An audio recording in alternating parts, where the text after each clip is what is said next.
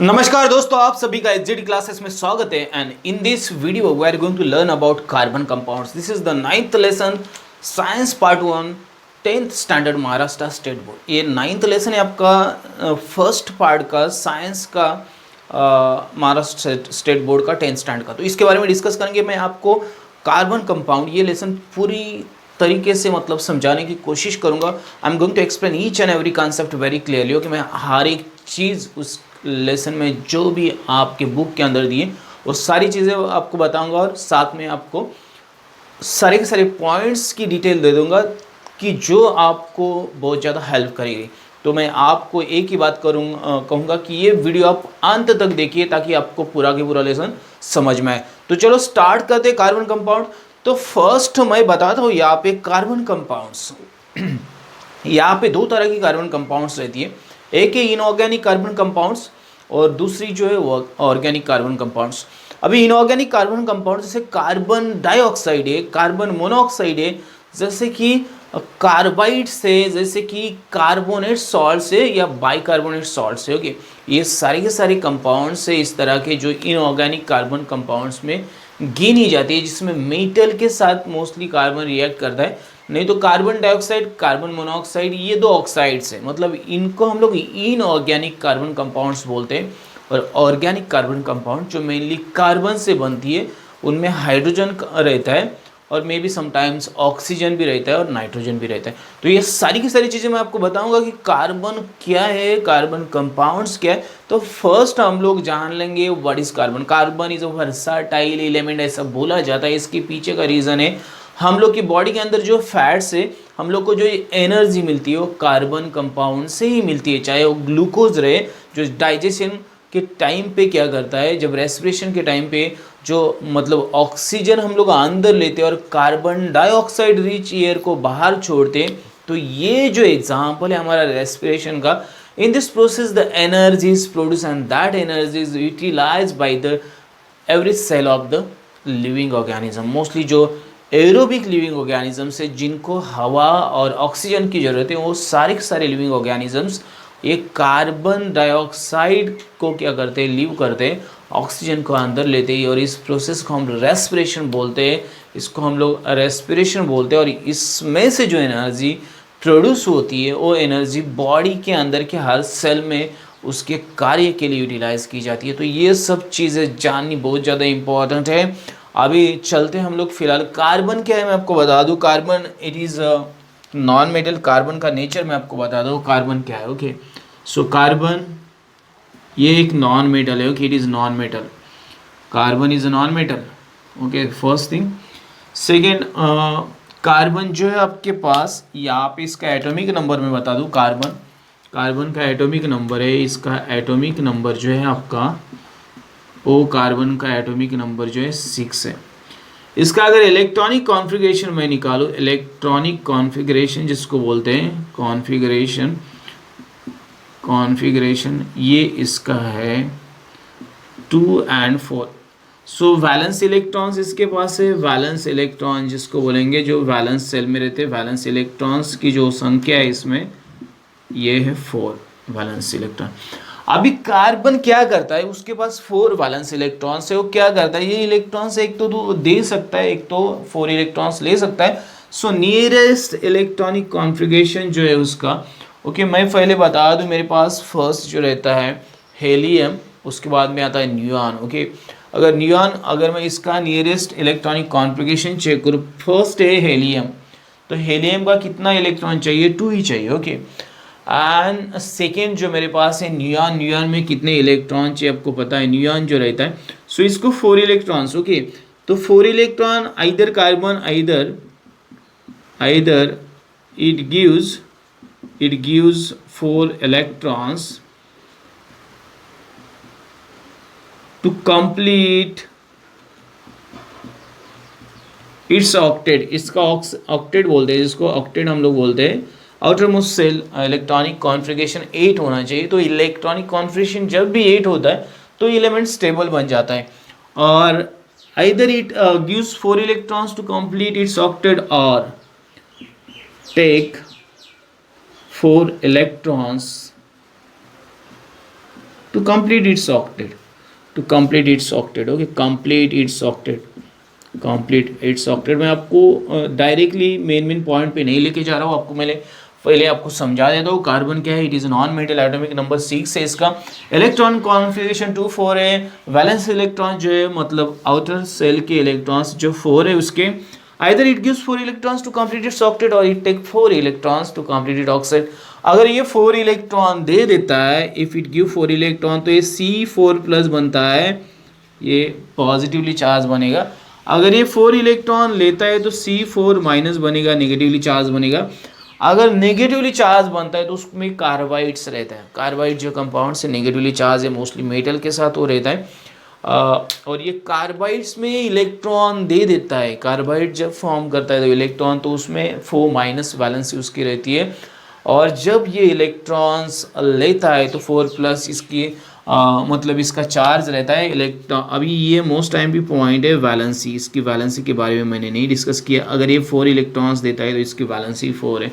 तो ये सारी प्रॉपर्टीज है कार्बन की. कार्बन के बारे में मैंने आपको शॉर्टली बता दिया. कार्बन क्या है, नॉन मेटल है, एटॉमिक नंबर 6 है, इलेक्ट्रॉनिक कॉन्फ़िगरेशन 2 4 है, वैलेंस इलेक्ट्रॉन्स 4 है. Either it gives 4 electrons to complete its octet और 4 electrons to take 4 electrons to complete, मतलब 4 इलेक्ट्रॉन दे सकता है और 4 इलेक्ट्रॉन ले सकता है. ये दो कंडीशन उसके पास, दो ऑप्शन उसके पास है टू कंप्लीट इट्स ऑक्टेट. अभी जब ये 4 इलेक्ट्रॉन्स देता है तो पॉजिटिवली चार्ज आयन फॉर्म करता है. जब 4 इलेक्ट्रॉन लेता है तो ये नेगेटिवली चार्ज आयन फॉर्म करता है. ओके, ये कार्बाइड का है माइनस, और बाकी सब है 4 प्लस है जो देने के मतलब जब देता है तब. ओके, वैलेंसी 4 है. तो ये शॉर्ट एक्सप्रेशन मैंने आपको बता दिया कार्बन के बारे में. इसको होर्सार्ड आपके बुक के अंदर दिया है, बॉन्ड्स इन कार्बन कंपाउंड्स. मेरे पास यहाँ पे दो तरह के बॉन्ड्स रहेंगे. देखो अभी ये एक बॉन्ड जो है मेरे पास रहेगा ionic bond. In some cases it is possible ionic bonds are form. Okay, combine, जैसे मेरे पास है सोडियम कार्बोनेट, सोडियम बाइकार्बोनेट्स. तो इनके अंदर ये सॉल्ट से, इनमें जो कार्बन है उसने जो बॉन्ड्स बनाए हैं वो आयनिक बॉन्ड्स है. अभी मेरे पास सेकेंड कंडीशन है जो मेरे पास कोवैलेंट बॉन्ड बोलते हैं. तो हम लोग मेनली कोवैलेंट बॉन्ड के बारे में डिस्कस करेंगे, ताकि आज का जो लेसन है आपका carbon compounds, it is mostly related to your organic carbon compounds. Organic carbon compounds, organic का मतलब ये होता है कि जो कंपाउंड्स जिनके अंदर कार्बन मेन कॉन्स्टिट्यूएंट एलिमेंट है तो उनको ऑर्गेनिक कार्बन कंपाउंड्स बोला जाता है. तो सारी चीज़ें हम लोग अभी इस लेसन में डिस्कस करेंगे.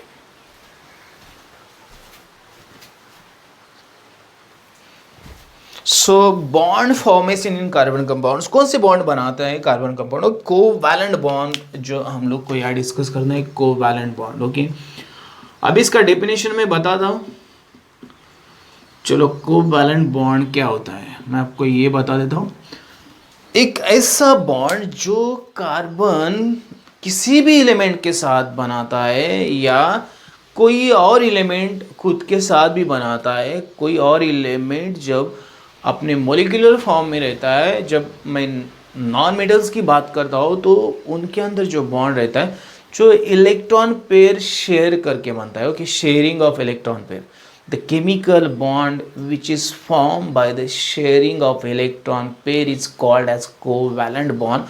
अभी मैं इसका एग्जाम्पल आपको दे दूँ तो बहुत ही ईजी एग्जाम्पल है मेरे पास. चलो मैं आपको हाइड्रोजन मॉलिक्यूल की बात करता हूँ. Hydrogen, okay, it is exist in the molecular form. मतलब मेरे पास H2 जो है वो हमेशा मेरे पास इस मॉलिक्यूलर फॉर्म में रहता है. Okay, H and this H is okay joined to each other, bonded to each other by a bond, and this bond is known as covalent bond, जो हम लोग डैश मतलब ऐसा निकाल के दिखाते हैं. ओके, इसको कोवैलेंट बॉन्ड बोलते हैं. और यहाँ पे मैं आपको इसको अगर मैं इलेक्ट्रॉन के फॉर्मेट में निकाल दूँ तो इसको इस तरह से निकालेंगे. यहाँ पे 2 इलेक्ट्रॉन से एक इलेक्ट्रॉन जो है वो है, मतलब यहाँ पे एक इलेक्ट्रॉन इस हाइड्रोजन का है. अभी देखो ये इलेक्ट्रॉन पेयर को यहाँ पे इस बॉन्ड के ऊपर शेयर किया है. ओके, एक इलेक्ट्रॉन इस हाइड्रोजन का है, एक इलेक्ट्रॉन इस हाइड्रोजन का, और दोनों से बनता है आपका H2 molecule, hydrogen molecule. Okay, इसको मॉलिक्यूल बोलेंगे हम लोग. And this is the bond which is form between 2 hydrogen atoms. यहाँ पे 2 हाइड्रोजन एटम्स खुद के साथ रिएक्ट होते और एक मॉलिक्यूल को फॉर्म करते हैं, और इनके बीच में जो बॉन्ड है इसको बोलते हैं हम लोग covalent bond. The chemical bond which is form by the sharing of electron pair is called as covalent bond. ऐसा बॉन्ड जो शेयरिंग ऑफ इलेक्ट्रॉन पेयर से बनता है तो उसको कोवैलेंट बॉन्ड बोलते हैं। अभी यहाँ पे मेरे पास एक सिंगल कोवैलेंट बॉन्ड, ओके, इसको बोलते हैं सिंगल कोवैलेंट बॉन्ड। मेरे पास डबल कोवैलेंट बॉन्ड वाले भी कुछ मॉलिक्यूल्स है, जैसे कि मेरे पास ऑक्सीजन है जिसमें O is combined with another O, okay, with the double covalent bond. इसको डबल कोवैलेंट बॉन्ड बोलते हैं। अभी अगर मैं इसको सही तरीके से निकालूं तो ये फर्स्ट बॉन्ड के 2 इलेक्ट्रॉन्स है, ये सेकेंड बॉन्ड के दो इलेक्ट्रॉन्स है, और ये 2 ऑक्सीजन है। तो इन दोनों के बीच में आप देख लो ये डबल कोवैलेंट बॉन्ड बोलते हैं इसको। मेरे पास कोवैलेंट बॉन्ड है, ये डबल कोवैलेंट बॉन्ड है, ऑक्सीजन ऑक्सीजन। तो ये जो बॉन्ड है इसके मतलब ये कार्बन के, ये ऑक्सीजन के 2 इलेक्ट्रॉन्स है और ये ऑक्सीजन के 2 इलेक्ट्रॉन्स है, और दोनों जब कंबाइन होते हैं तो मुझे मिलता है O2, डबल कोवैलेंट बॉन्ड। अभी मेरे पास जो कोवैलेंट बॉन्ड की मैंने आपको डेफिनेशन बता दी कि कोवैलेंट बॉन्ड जो है ये इलेक्ट्रॉन पेयर शेयर करके बनता है, शेयरिंग ऑफ इलेक्ट्रॉन पेयर जिसमें होती है उसको कोवैलेंट बॉन्ड बोलते हैं। एक तो मेरे पास सिंगल कोवैलेंट बॉन्ड पॉसिबल है, मेरे पास डबल कोवैलेंट बॉन्ड पॉसिबल है, और मेरे पास और एक एग्जांपल है जिसको मैं नाइट्रोजन बोलता हूँ। अभी मेरे पास और एक एग्जांपल है नाइट्रोजन का, ओके, चलो इधर लिखते हैं हम लोग N3, ओके। अभी N2, ओके, ये जो है N2, ये जो आपका बना है ट्रिपल कोवैलेंट बॉन्ड से बना है, ओके, ट्रिपल कोवैलेंट बॉन्ड। तो यहाँ पे मैं अगर इसको इलेक्ट्रॉनिक मोड पे लिख दूँ तो ये इसका स्ट्रक्चर बनता है। अभी यहाँ पे 3 electrons of first nitrogen and 3 electrons of second nitrogen combinedly forms a bond and I get N2। तो इसको बोलते हैं ट्रिपल कोवैलेंट बॉन्ड। तो कोवैलेंट बॉन्ड तो मुझे पता चला, the chemical bond which is form by the sharing of electron pair is known as covalent bond. Now I have 3 types of covalent bond, single covalent bond, double covalent bond and triple covalent bond, and these types of bonds are present in carbon compounds also, because when carbon compounds are formed, the carbon itself form a bond between another carbon. It may be single, it may be double, it may be triple, it depends on its nature। तो मुझे यहाँ पे alkane, alkyne, alkyne, ये जो categories है hello मतलब hydrocarbons की, उसके बारे में लर्न करना है। लेकिन मैं आपको बताता हूँ ये 3 तरह के कोवैलेंट्स बॉन्ड मुझे किसी भी कंपाउंड में दिखाई देते हैं, single covalent bond, double covalent bond, triple covalent bond. तो ये आपको फर्स्ट याद रखना है, ये आपको समझ के लेना है, और ये लेसन में जो एक्सप्रेशन दिया है उससे भी ईजी आपको इस लेसन को बना देना है, तो आपको ये बहुत जल्दी समझ में आ जाएगा।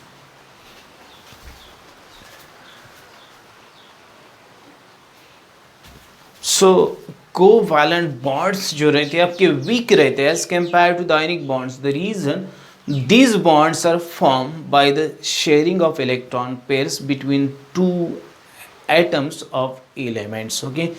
कोई भी elements के 2 atoms के बीच में ये जो bonds है वो बनते हैं, इसलिए बॉन्ड से शेयरिंग ऑफ इलेक्ट्रॉन पेयर से बनते हैं, जिसमें दोनों का हिस्सा जो रहता है, दोनों की जो मतलब बॉन्डिंग रहती है, दोनों की जो एनर्जीज रहती है इक्वल रहती है, and this bonds are weak as compare to the ionic bonds. So इनको ब्रेक करने के लिए जो एनर्जी चाहिए मुझे बहुत कम चाहिए, और इसीलिए जो कार्बन कंपाउंड्स है उनके अगर हम लोग मेल्टिंग पॉइंट्स और बॉइलिंग पॉइंट चेक करेंगे तो बहुत ज़्यादा कम रहते हैं। सो ये आपको देखना है, कार्बन सॉल्वेंट्स रहेंगे, कार्बन कंपाउंड्स रहेंगे, they have the low melting and boiling points. इसके पीछे रीज़न ये है। अभी कार्बन को बोला जाता है वर्साटाइल एलिमेंट, इसके पीछे रीज़न क्या है? कार्बन मतलब कार्बन हमारे ज़िंदगी का एक अविभाज्य घटक है, मतलब जिसको हम लोग सेपरेट नहीं कर सकते, ताकि हर जगह पे कार्बन है। कार्बन के बिना हम लोग भी सर्वाइव नहीं कर सकते, और कार्बन जो है इम्पॉर्टेंट फैक्टर है जो प्लांट्स को अपने फोटोसिंथेसिस प्रोसेस में फूड प्रोडक्शन के लिए काम आता है, okay, as a carbon dioxide. So carbon is present everywhere on the earth, without carbon life is not imagine. अभी मैं और चीज़ें बता दूँ, millions of compounds of carbons are present and that are use in daily use. बहुत ज़्यादा compound इसकी हम लोग यूज़ करते हैं।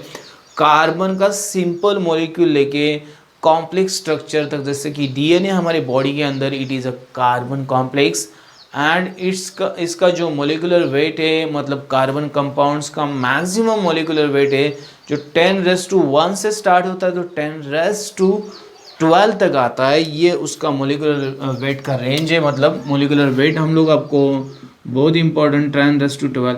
तो आप सोच सकते हैं कि कितना बड़ा कॉम्प्लेक्स कंपाउंड कार्बन बना सकता है। Okay, so this is the range of molecular 10⁻12 तक आ जाता है, इतना कॉम्प्लेक्स है। जैसे कि हमारा DNA it is a complex carbon compound.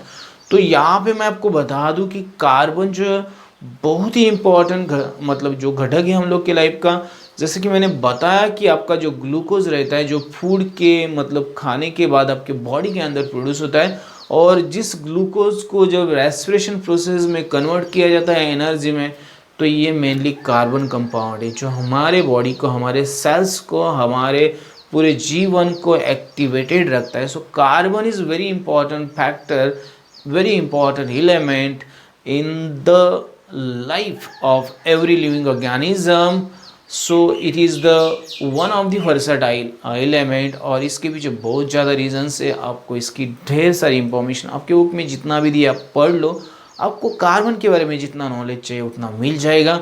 और मैं चीज़ें बता दूँ, कार्बन का जो फैमिली है हाइड्रोकार्बन्स के बारे में हम लोग डिस्कस करने जा रहे हैं। Before that the ionic bonds are more stronger as compared to covalent bond। ये भी आपको याद रखना है, covalent bonds are weaker as compared to ionic bond। the reason the bonds are formed by the sharing of electron pairs that can be easily broken down।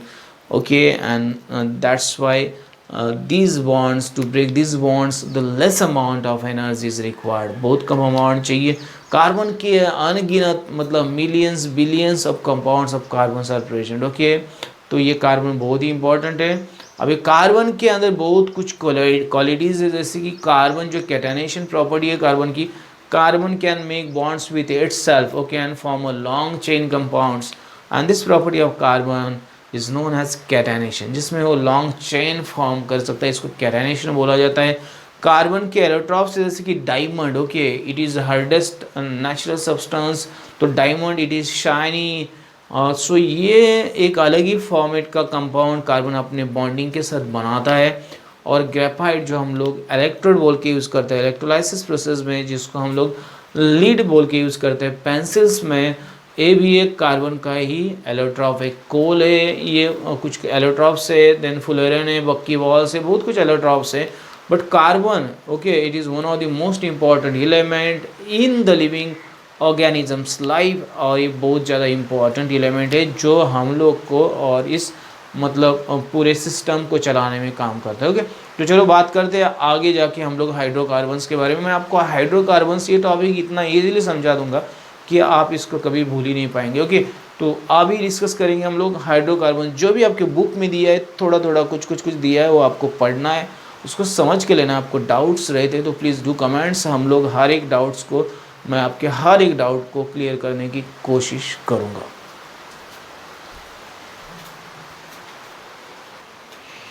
So we are going to learn about hydrocarbons. इसको मैं आपको बहुत easily समझा देता हूँ ताकि hydrocarbons ये जो टॉपिक है बहुत इंपॉर्टेंट है, इसके बारे में आपको ज़्यादा करके पढ़ाई करनी है इस लेसन में। हाइड्रोकार्बन्स, ओके, मेरे पास दो तरह के हाइड्रोकार्बन्स है। एक है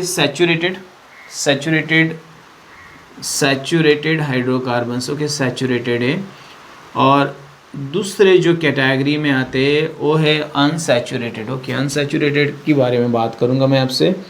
अनसैचुरेटेड, ओके, तो अनसैचुरेटेड कार्बन के ये मतलब कंपाउंड्स हाइड्रोकार्बन्स। अभी हाइड्रोकार्बन्स ही क्यों नाम दिया है ये भी मैं बताता हूँ। The mainly the elements present in this compounds are carbon and hydrogen, that's why the name is given hydrocarbons. Okay, तो इसलिए इसको हाइड्रोकार्बन्स बोलते हैं। सैचुरेटेड, अनसैचुरेटेड, सैचुरेटेड में मेरे पास अल्केन है, खाली अल्केन है जो मेरे पास सैचुरेटेड है। इसका जो फॉर्मूला है CnH2n+, ये इसका फॉर्मूला है। n is the number of carbon atoms. मैं आपको बता दूं n जो है मेरे पास carbon atoms, okay, carbon number of carbon atoms, okay, मतलब number of carbon atoms n के लिए स्टैंड है। जनरल फॉर्मूला है उसका जो आपके बुक में दिया है, नहीं दिया मुझे पता नहीं। आल्केन्स क्यों बोला जाता है, यहाँ पे आपको आईयूपीएसी नोमेनक्लेचर सिस्टम जो है उसके अंदर सफिक्स और प्रीफिक्स का एक वर्ड यूज किया गया है। सफिक्स जो रहता है ये लास्ट के 3 लेटर जो रहते हैं, मैं अल्केन की बता दूं, इसको सफिक्स बोलते हैं, ANE, इसको सफिक्स बोलेंगे। मैं इसको अल्कीन या अल्काइन में कन्वर्ट कर दूं सो ENE बनेगा, YNE बनेगा, तो ये सफिक्स है। और कोई भी फंक्शनल ग्रुप अगर हाइड्रोकार्बन्स के साथ ज्वाइन होता है तो उस फंक्शनल ग्रुप को हम लोग प्रीफिक्स बोलते हैं। इसके बारे में मैं आपको डिटेल्स में बताऊंगा। तो चलो स्टार्ट करते। मेरे पास फर्स्ट है मीथेन। इसका मोलिकुलर फॉर्मूला आपको मैं लिख के देता हूँ CH4, मीथेन, इसको बोलते हैं मीथेन। देखो आपकी बुक में जिस तरह से दिया है उस तरह मैं नहीं लिख रहा हूँ, मैं दोनों तरह से लिखूंगा। अभी ये मीथेन है मेरे पास, उसके बाद में देखो ये फॉर्मूला यूज करो, एक कार्बन के लिए मीथेन ही आपको मिलेगा। मैं किस तरह से आपको इसको यूटिलाइज करना है, यूज करना है, वो भी सिखाता हूँ यहाँ पे। तो ये मेरा अल्केन का फर्स्ट बात। चलिए तो कार्बन यहाँ पे देखो एक है तो C1 आएगा, यहाँ पे H2 है, 2 एंड N इज 1 + 2, इसको करके देख लो आप, CH4 आपको मिलेगा। अभी कार्बन 2 आने वाला है, तो कार्बन 2 के लिए मेरा जो फॉर्मूला है ये फॉर्मूला आप यूज करो, C2H6 आपको मिलेगा, ये बनेगा ईथेन। ओके, जो आपका मीथेन है उसके बाद आता है ईथेन। आपको कैपिटल लेटर में एम लिखना है तो भी लिखो, कोई प्रॉब्लम नहीं। अभी C3H क्या बनेगा, 8 बनेगा। देखो मीथेन, ईथेन, प्रोपेन इनके नाम है, ओके, इनके नाम है अल्केन फैमिली के। ओके, C4H10 ये आपका है ब्यूटेन।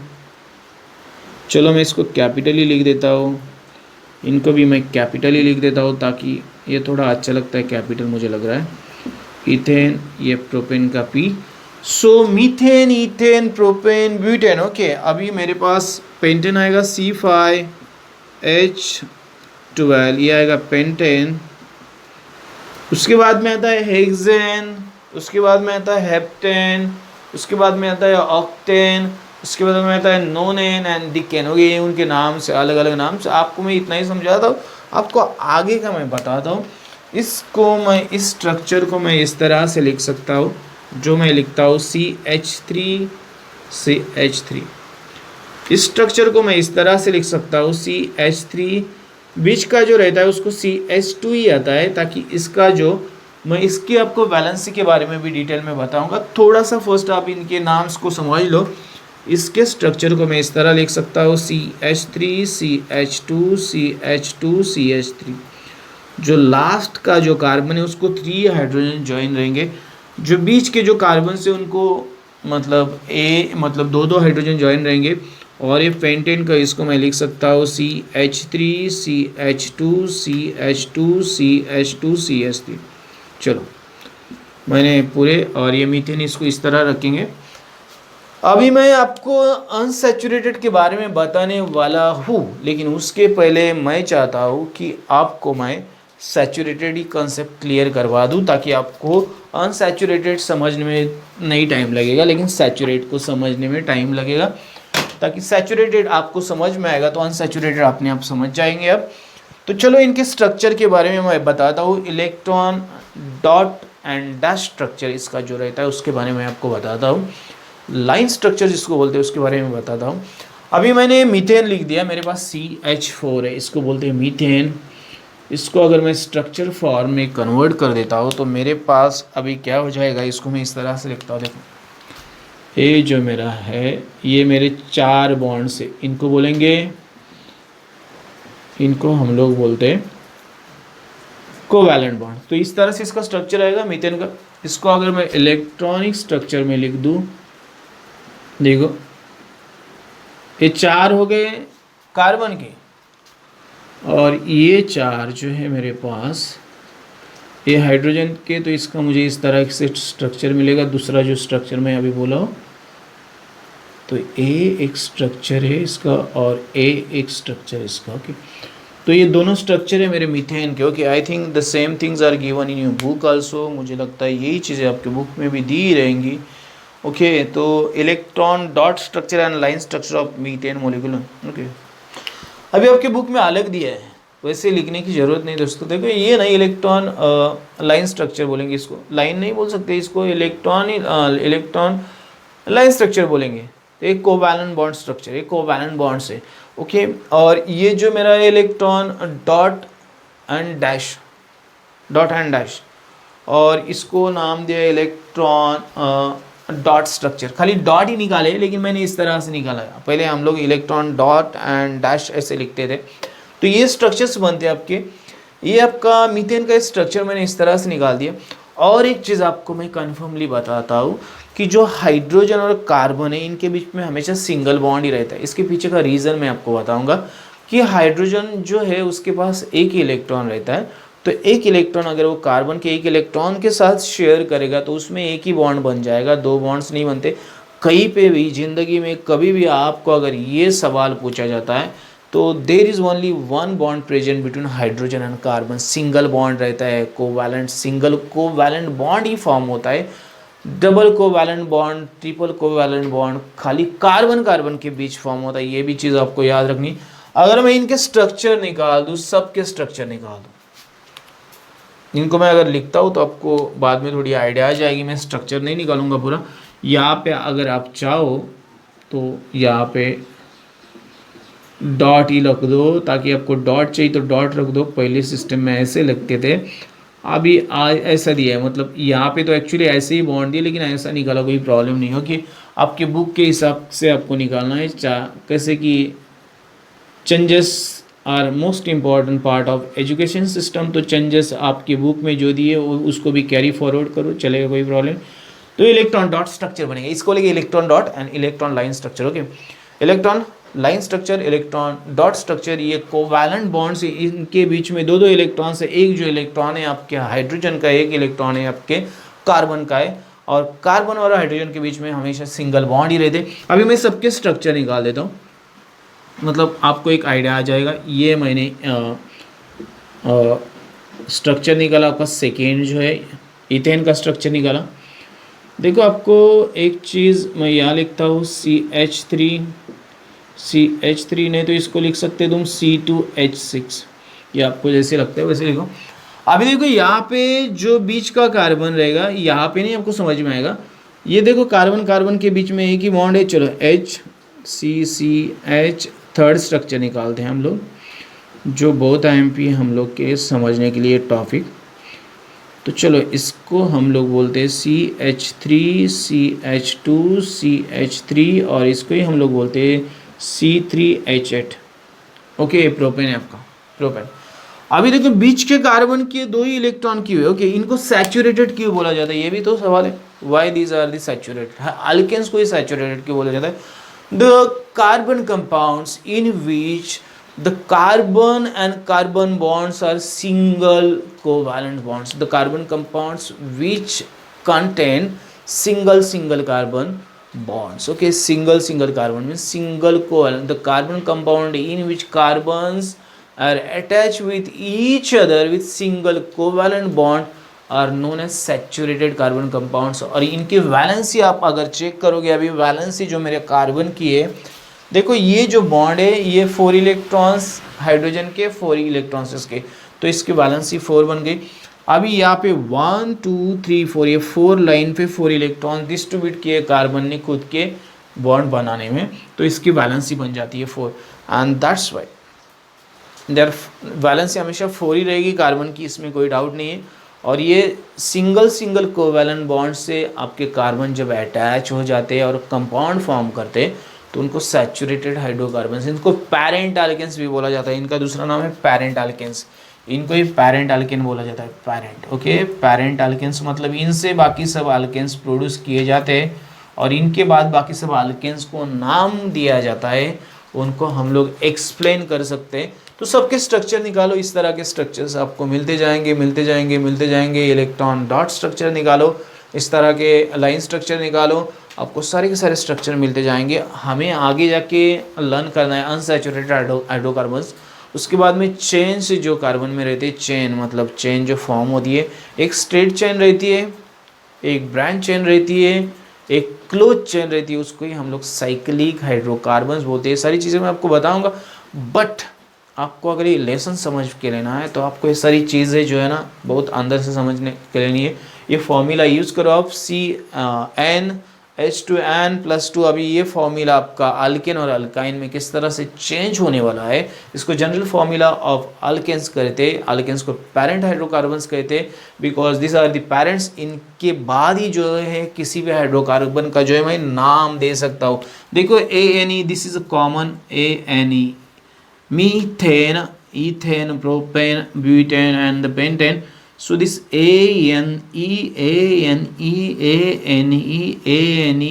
this is common, ये कॉमन आएगा आपके हाइड्रोकार्बन्स के नाम के जो लास्ट 3 लेटर्स है, जो अल्किन में और अल्काइन में भी कॉमन आएंगे। और इनके इन लास्ट जो लेटर्स है इसको बोला जाता है सफिक्स। ये सफिक्स में आते हैं आपके, जो सफिक्स और प्रीफिक्स कैटेगरी है वो भी इसी टाइम पे मैं आपको समझाता हूँ, जो IUPAC नोमेनक्लेचर में आपको काम आएगी। फंक्शनल ग्रुप क्या है आपको समझ के लेना पड़ेगा। तो ये सारी जो चीज़ें बहुत ज़्यादा इंटरेस्टिंग है अगर आप इसको सही तरीके से स्टडी करते हो। तो चलो बात करेंगे हम लोग अनसैचुरेटेड हाइड्रोकार्बन्स की। स्टेप वाइज हम लोग आगे बढ़ते रहेंगे और आपको इस लेसन का मैं एंड तक का जो भी टॉपिक है वो बहुत अच्छी तरह से एक्सप्लेन करूँगा। और आपको एक ही काम करना है, पूरा के पूरा वीडियो अंत तक देखना है और आपके डाउट्स को मेरे साथ शेयर करो। हम लोग सारे डाउट्स क्लियर करेंगे और मैं मैक्सिमम वीडियोस अपलोड करने जा रहा हूँ, not only for 10th standard, 11th and 12th standard also. I am going to upload the maximum videos for the physics, chemistry, यून द बायो एंड मैथमेटिक्स। जितने मेरे से कैपेबिलिटी, जितनी मुझे पॉसिबल है उतने सारे वीडियोज़ आपको मिलते रहेंगे। आपका एक ही काम है, आपको अच्छी तरह से लर्न करना है। तो चलो अभी नेक्स्ट टॉपिक की तरफ बढ़ते हैं, अनसैचुरेटेड हाइड्रोकार्बन्स।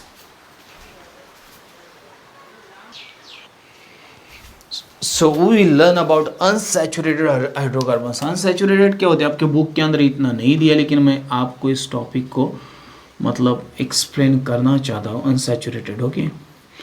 अभी यहाँ पे आपके अल्कीन है, ओके। अल्कीन जो है अनसैचुरेटेड है और जो अल्काइन है आपके अनसैचुरेटेड। अल्काइन मैं आपको वापस बताता हूँ, ये लास्ट जो वर्ड्स आते हैं आपके ENE, इनको सफिक्स में काउंट करते हैं हम लोग YNE, ओके। तो चलो अभी इनके एग्जाम्पल की तरफ बढ़ते हैं। देखो मैं आपको बता दूँ, मैं अल्किन और अल्काइन की स्पेशलिटी क्या है। यहाँ पे अगर मुझे कार्बन का हाइड्रोकार्बन कंपाउंड फॉर्म करना है, एटलीस्ट 2 कार्बन की जरूरत है, एटलीस्ट 2, 1 कार्बन नहीं, इसमें 2। मतलब मीथेन जो है, मीथेन का नाम इसमें से गायब कर दो, इथाइन आपको मिलेगा। कैसे मिलेगा मैं आपको बता रहा हूँ यहाँ पे।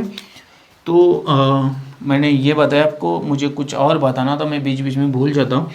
ये मेरा H2C और ये मेरा CH2, ये मेरा इथीन है। इथीन, मुझे इस कार्बन के बीच में 2 बॉन्ड्स दिखाई देते। कितने बॉन्ड्स दिखाई देते? 2।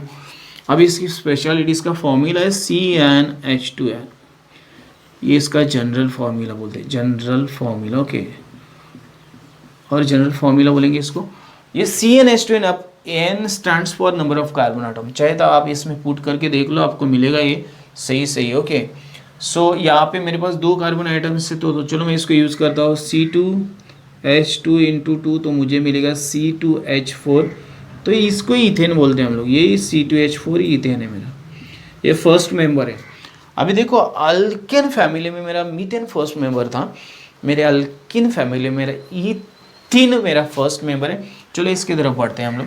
अभी अल्काइन में क्या होता है, HC ट्रिपल बॉन्ड होता है, ओके, CH।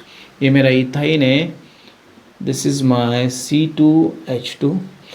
और इसका जो जनरल फॉर्मूला है CnH2n-2, इसको यूज़ करो आप, CnH2n-2, कि CnH2n-2। अभी यहाँ पे N stands for carbon atoms, आपको चाहे तो इसमें वैल्यूज डाल के दिखाता हूँ मैं। चलो मेरे पास 2 कार्बन आइटम्स है, सो C2H2 × 2 - 2, तो मुझे मिलेगा C2H2। तो ये मेरा इथाइन बनता है, इसको बोलते हैं हम लोग इथाइन। ये मेरा इथीन था, ये मेरा इथाइन है, ओके, इथाइन। और इसीलिए इनको अनसैचुरेटेड बोला जाता है, इसलिए इनको अनसैचुरेटेड हाइड्रोकार्बन्स बोलते हैं, ताकि ये डिराइव्ड है, मतलब ये बनाए जाते हैं आपके अल्केन से। अल्केन के बाद में इनके फॉर्मेशन की प्रोसेस जो होती है, फर्स्ट मेरे पेरेंट जो है अल्केन है, इसलिए इनको बोला जाता है अनसैचुरेटेड। बिकॉज द कार्बन देखो कार्बन के बीच हमेशा डबल बॉन्ड होता है, ट्रिपल बॉन्ड होता है, और हाइड्रोजन कार्बन के बीच हमेशा सिंगल बॉन्ड ही रहता है। ये भी चीज़ आपको यहाँ पे याद रखनी है। अगर मैं इसका electron dot and dash structure निकाल दूँ, इलेक्ट्रॉन डॉट स्ट्रक्चर निकाल दूँ, अगर मैं इसका लाइन स्ट्रक्चर निकाल दूँ तो मुझे इस तरह से मिलेगा, C double bond as it is रहेगा, एक बॉन्ड, ये मैंने बोला आपको पहले कि इनके भी सिंगल बॉन्ड ही रहता है, इसका निकाल दूँ मैं, सी ट्रिपल बॉन्ड सी और एच इस तरह से बनेगा। अगर इसको मैं कन्वर्ट करता हूँ, इसको अगर मैं इलेक्ट्रॉन डॉट स्ट्रक्चर में कन्वर्ट करता हूँ तो आपके जैसे सिस्टम में दिया है वैसे हम लोग लिखेंगे। तो यहाँ पे दो बॉन्ड, यहाँ पे दो बॉन्ड, यहाँ पे एक एज, यहाँ पे एक एज, यहाँ पे दो बॉन्ड और यहाँ पे दो बॉन्ड, यहाँ पे एक एज, इलेक्ट्रॉन डॉट स्ट्रक्चर। ये आपका लाइन स्ट्रक्चर है, इलेक्ट्रॉन डॉट स्ट्रक्चर है। इसका मैं निकालना चाहता हूँ तो मुझे मिलेगा सी, यहाँ पे 3 पेयर है तो यहाँ पे एक पेयर है, यहाँ पे एक पेयर, तो ये मुझे मिलेगा इलेक्ट्रॉन डॉट स्ट्रक्चर। आप किसी का भी निकालो, कोई प्रॉब्लम नहीं है आपको, किसी का भी निकालो, आपको कोई प्रॉब्लम नहीं। इनको अनसैचुरेटेड बोला जाता है because the carbon carbon bonds are double bonds और ट्रिपल बॉन्ड्स, 2 बॉन्ड्स 3 बॉन्ड्स, एक कोवैलेंट बॉन्ड्स कार्बन कार्बन के बीच में, इसलिए इनको अनसैचुरेटेड बोला जाता है। और कुछ चीज़ें इसके बारे में, इथिन के बाद आता है प्रोपीन, प्रोपीन के बाद आता है ब्यूटीन, ब्यूटीन, हर एक का ये वर्ड जो है आपका चेंज होते जाएगा, this word will be change. अगर ये आपको देखना भी है तो आप वर्ल्ड सिलेबस के बुक में देख भी सकते हैं, जो लास्ट ईयर सिलेबस में था। ये जो आपका है, ये जो आपका इथेन, इथिन, अभी मैं आपको आगे फॉर्मूला बताना चाहूँगा। तो इसके बाद में आएगा, देखो C3H6, ये आएगा आपका प्रोपीन। इसके बाद में C4H8, मतलब 2 हाइड्रोजन कम होते जाते हैं, ये आएगा ब्यूटीन। इसके बाद में आएगा पेंटीन, यहाँ पे भी आपका ये आपका इथाइन है, इथाइन, ओके इथाइन। इसके बाद में मैं और ये C2H2 है तो ये C3H क्या आएगा, 2 से बढ़ेगा 4, ओके आएगा आपका प्रोपाइन, प्रोपाइन। देन C4H6 ये आएगा आपका ब्यूटाइन। तो ये नाम में आपके चेंजेस आपको दिखाई देते हैं। और ये है आपके अनसैचुरेटेड हाइड्रोकार्बन्स जो आपको समझ के रहने, पढ़ने हैं आपको, मतलब याद रखने, जो आपको नेक्स्ट ईयर में अगर आप साइंस स्ट्रीम को चूज़ करते हो तो ये सारी डिटेल्स आपको वहाँ पे देखने को मिलेगी। ओके, तो ये मैंने आपको बता दिया सैचुरेटेड एंड अनसैचुरेटेड हाइड्रोकार्बन्स के बीच का डिफरेंस मैंने बता दिया। ये जो लास्ट ई एन ई है, ई एन ई है, these are the suffix use, okay, these are the useful for your IUPAC nomenclature। IUPAC nomenclature जो रहता है international, okay, IU, okay, union of pure and applied chemist जो रहती है, उनसे जो नामकरण किया जाता है किसी भी कंपाउंड का, तो उसको IUPAC नोमेनक्लेचर सिस्टम बोलते हैं, जिसके अंदर बहुत ज़्यादा रूल्स है। सारे के सारे रूल्स मैं आपको बताऊंगा धीरे धीरे, जैसे हम लोग आगे बढ़ेंगे मैं आपको हर एक पन्ने का जो मतलब जो भी कंटेंट है उसको एक्सप्लेन करते जाऊंगा। तो चलो आगे बढ़ते हैं।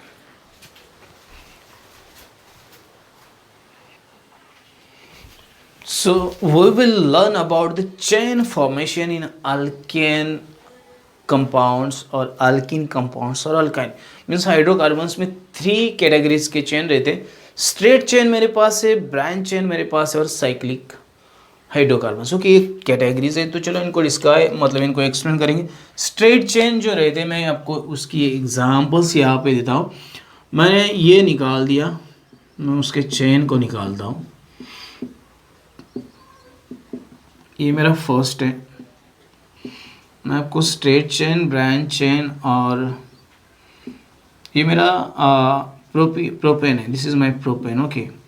तो ये स्ट्रेट चेन में दिख रहा है मुझे, स्ट्रेट चेन प्रोपेन। स्ट्रेट मतलब स्ट्रेट चेन की बात कर रहा हूँ तो लिख भी देता हूँ, नहीं तो वापस आपको। और ये हाइड्रोकार्बन्स है, ओके, हाइड्रोकार्बन्स नाम आएगा, स्ट्रेट चेन हाइड्रोकार्बन्स। अभी सैचुरेटेड अनसैचुरेटेड बाद में देखेंगे, ओके। तो ये स्ट्रेट चेन है। अभी मैं और एक एग्जाम्पल देता हूँ। ये डबल बॉन्ड आपको पता है, ओके, और ये आपका रहेगा 2 ये हाइड्रोकार्बन्स रहेंगे इसके ऊपर, और इसके ऊपर एक रहेगा। कैसे एक रहेगा मैं सब आपको बता देता हूँ। और H फॉर्मूला चाहे तो मैं इसका लिखता हूँ C3H8, ये फॉर्मूला इसका प्रोपेन का, इसका जो फॉर्मूला है C3H6, ये प्रोपीन है आपका, चाहे तो 6 ही अब देख लो। जो वैलेंसी जो आपके कार्बन की 4 होनी चाहिए, 1 2 3 4, चाहे तो चेक करो जिस कार्बन की वैलेंसी 4 है तो आपका स्ट्रक्चर करेक्ट, ये आपका है प्रोपीन। ओके, ये भी स्ट्रेट चेन का एग्जाम्पल है। अभी मेरे पास थर्ड एग्जाम्पल है इसी कैटेगरी का जो बच्चा है, प्रोपाइन। ओके, तो चलो मैं इसको भी आपके सामने रख देता हूँ। आपके बुक के अंदर जो दिया है वो अलग तरह के डायग्राम दिया है और यहाँ पे एच ही आएगा। अभी देखो ये 3 और 1 4 हो गया, ये 3 और 1 4 हो गया, तो इन सबके 4 4 वैलेंसी आ गई आपकी। इसका जो फॉर्मूला मैं निकालता हूँ C3H4। ओके, दो कार्बन्स, 2 हाइड्रोजन्स कम होते जाएंगे, देखो इनके बीच और इसके बीच 2 हाइड्रोजन्स कम होते, और ये आपका प्रोपाइन है। और इन तरह की चेन्स जो रही थी इनको बोला जाता है स्ट्रेट चेन हाइड्रोकार्बन्स, ये स्ट्रेट चेन है। अभी नेक्स्ट मेरे पास ब्रांच चेन हाइड्रोकार्बन्स का एग्जाम्पल मैं आपको बता दूँ कि branch chain very simple examples are there. Okay, मेरे पास आई थिंक बुक में भी दिए है शायद।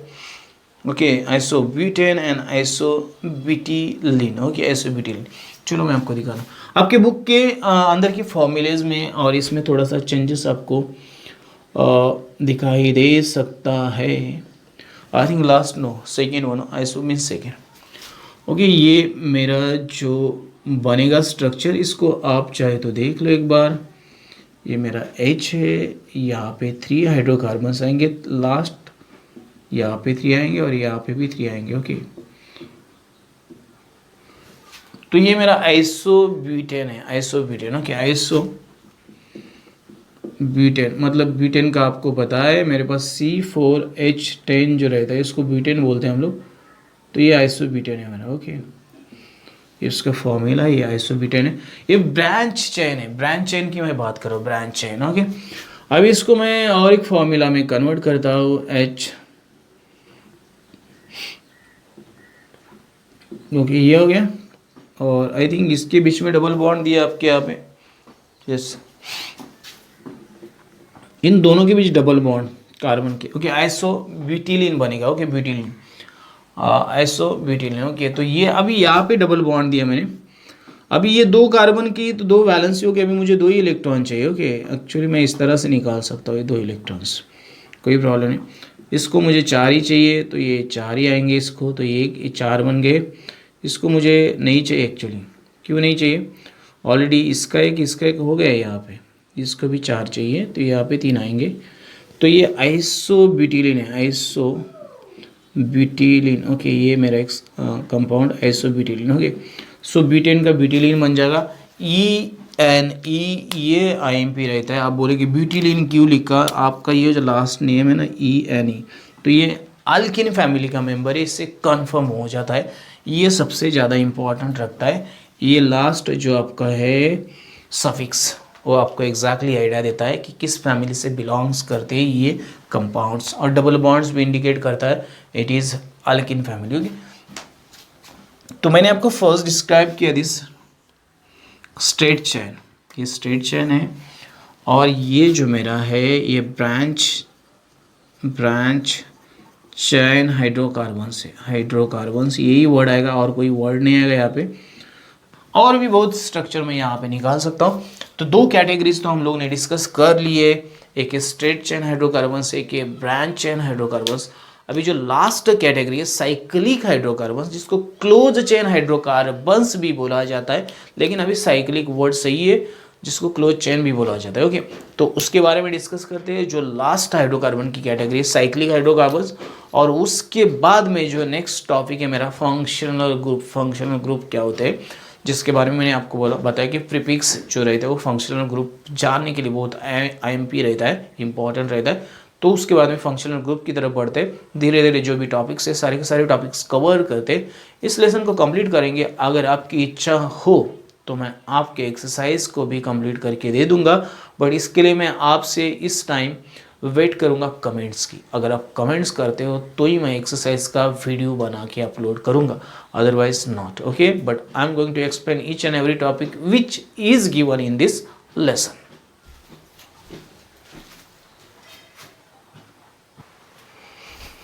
तो चलो बात करते हैं थर्ड कैटेगरी साइक्लिक हाइड्रोकार्बन्स की। साइक्लिक मतलब साइक्लिक रहेंगे, ओके, साइकिल में रहेंगे। क्लोज चेन हाइड्रोकार्बन्स उसको बोला जाता है, लेकिन यहाँ साइक्लिक के नाम से ही है तो साइक्लिक यूज करेंगे हम लोग। देखो इसमें कितने कार्बन है, 5 कार्बन है। आपके बुक में एग्जांपल्स दे दिए। मुझे ना कार्बन की जो वैलेंसी है 4 चाहिए। देखो 4 हो गए बॉन्ड्स, इसकी वैलेंसी ना मुझे 4 चाहिए, ओके 4 हो गए। देख लो इसकी वैलेंसी मुझे हमेशा 4 ही चाहिए। 4 के आगे वैलेंसी होती ही नहीं किसी भी एलिमेंट की, और कार्बन की भी नहीं होगी। मैक्सिमम वैलेंसी 4 है दोस्तों, याद रखो आप, मैक्सिमम वैलेंसी 4 है। इसको साइक्लोपेंटेन बोलेंगे, साइक्लोपेंटेन, ओके, ताकि ये साइकिल में साइक्लोपेंटेन बनता है आपका। इसी तरह से साइक्लोहेक्सेन भी बनेगा आपका। देख लो मैं यहाँ पे निकाल रहा हूँ, 1 C निकला, 2 C निकले, अभी तीसरा निकला, ये चौथा निकला, पांचवा निकला, 6 ओके 6 हो गए। सबके बीच में 2 कार्बन्स, 2 हाइड्रोजन्स लगा दो आप। ये अल्केन फैमिली के मेंबर है दोस्तों, this are the alkane family member. सही तरीके से निकालो स्ट्रक्चर, एकदम सही तरीके से निकालो, जैसे मैं निकालता उससे भी अच्छा निकालो, आपकी बुक में दिया।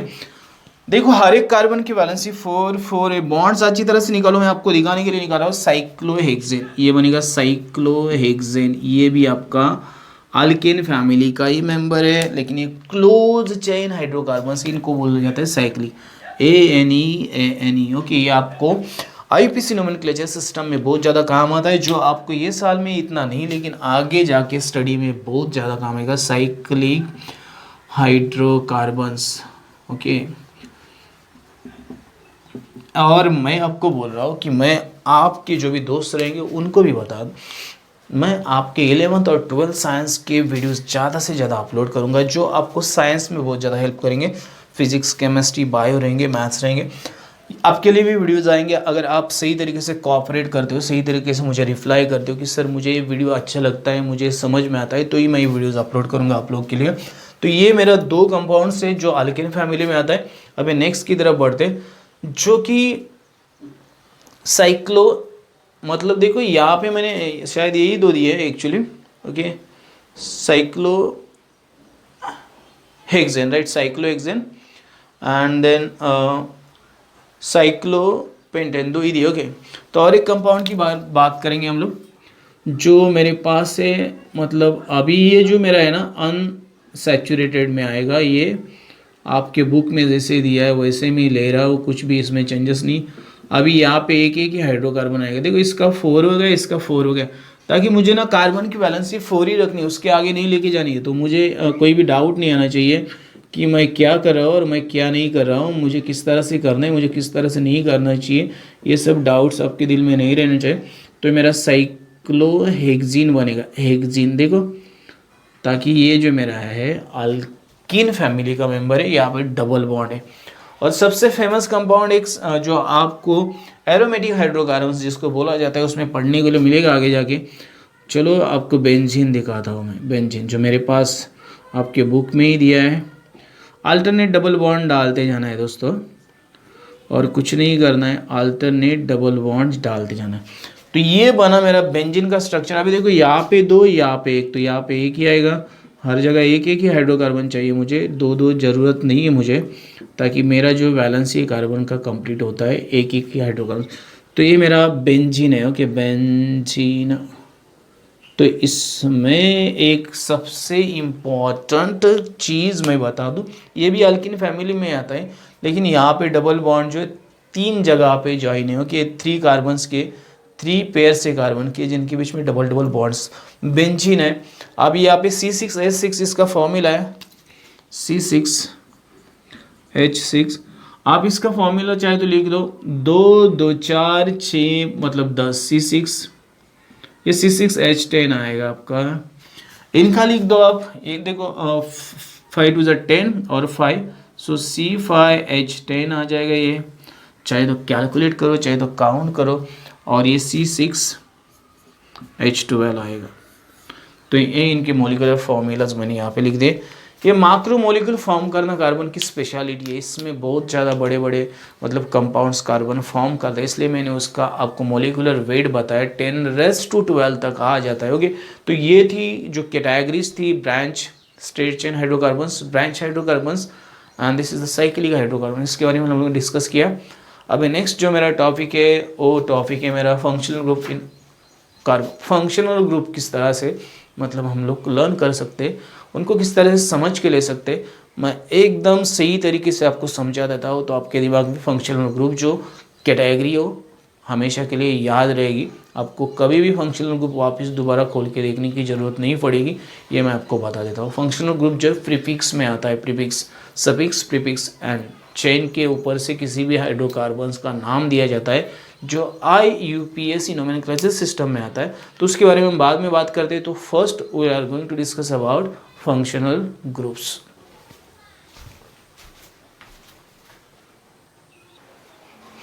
सो we will learn about the IUPAC, मतलब IUPAC नहीं है मेरे पास ख्याल से, ये मतलब फंक्शनल ग्रुप क्या होते हैं, फंक्शनल ग्रुप के बारे में जान लेते हैं हम लोग। तो मेरे पास फर्स्ट है हेलोजेंस। हेलोजेंस से किस तरह के फंक्शन, हेलोजेंस से जो अल्केन के साथ जुड़ जाएंगे तो कौन से फंक्शनल, उनको किस तरह के नाम दिए जाएंगे। Okay, halogen. ओके, हेलोजन में मेरे पास है chlorine, bromine and iodine. Mostly हम लोग इनको ही काउंट करते हैं हेलोजेंस में, शायद फ्लोरीन भी इसमें रहना चाहिए लेकिन वो नहीं दिया है। तो अगर मैं किसी भी कंपाउंड में अगर इनको लिख के अगर नाम बता, मतलब मेरे पास अगर मान लो CH4 है, इसको बोलते हैं मीथेन।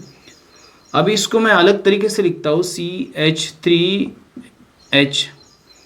जब कोई भी हाइड्रोजन इसके साथ रिएक्ट करेगा तो इस H को निकाल देता है, उसके जगह पे उस खुद आ जाता है, तो ये आएगा। वापस अगर मैं इसके जगह पे Br लिख देता हूँ, इसके जगह पे I लिख देता हूँ, तो इनके नाम में क्या बदल होगा, इनको बोला जाता है क्लोराइड। जब भी हो रहे थे सो ये क्लोराइड बन जाता है, तो क्लोरोमीथेन बनेगा। ये नाम जो है क्लोरोमीथेन, देखो नाम किस तरह से बदल जाता है। ये IUPAC नाम है एक्चुअली।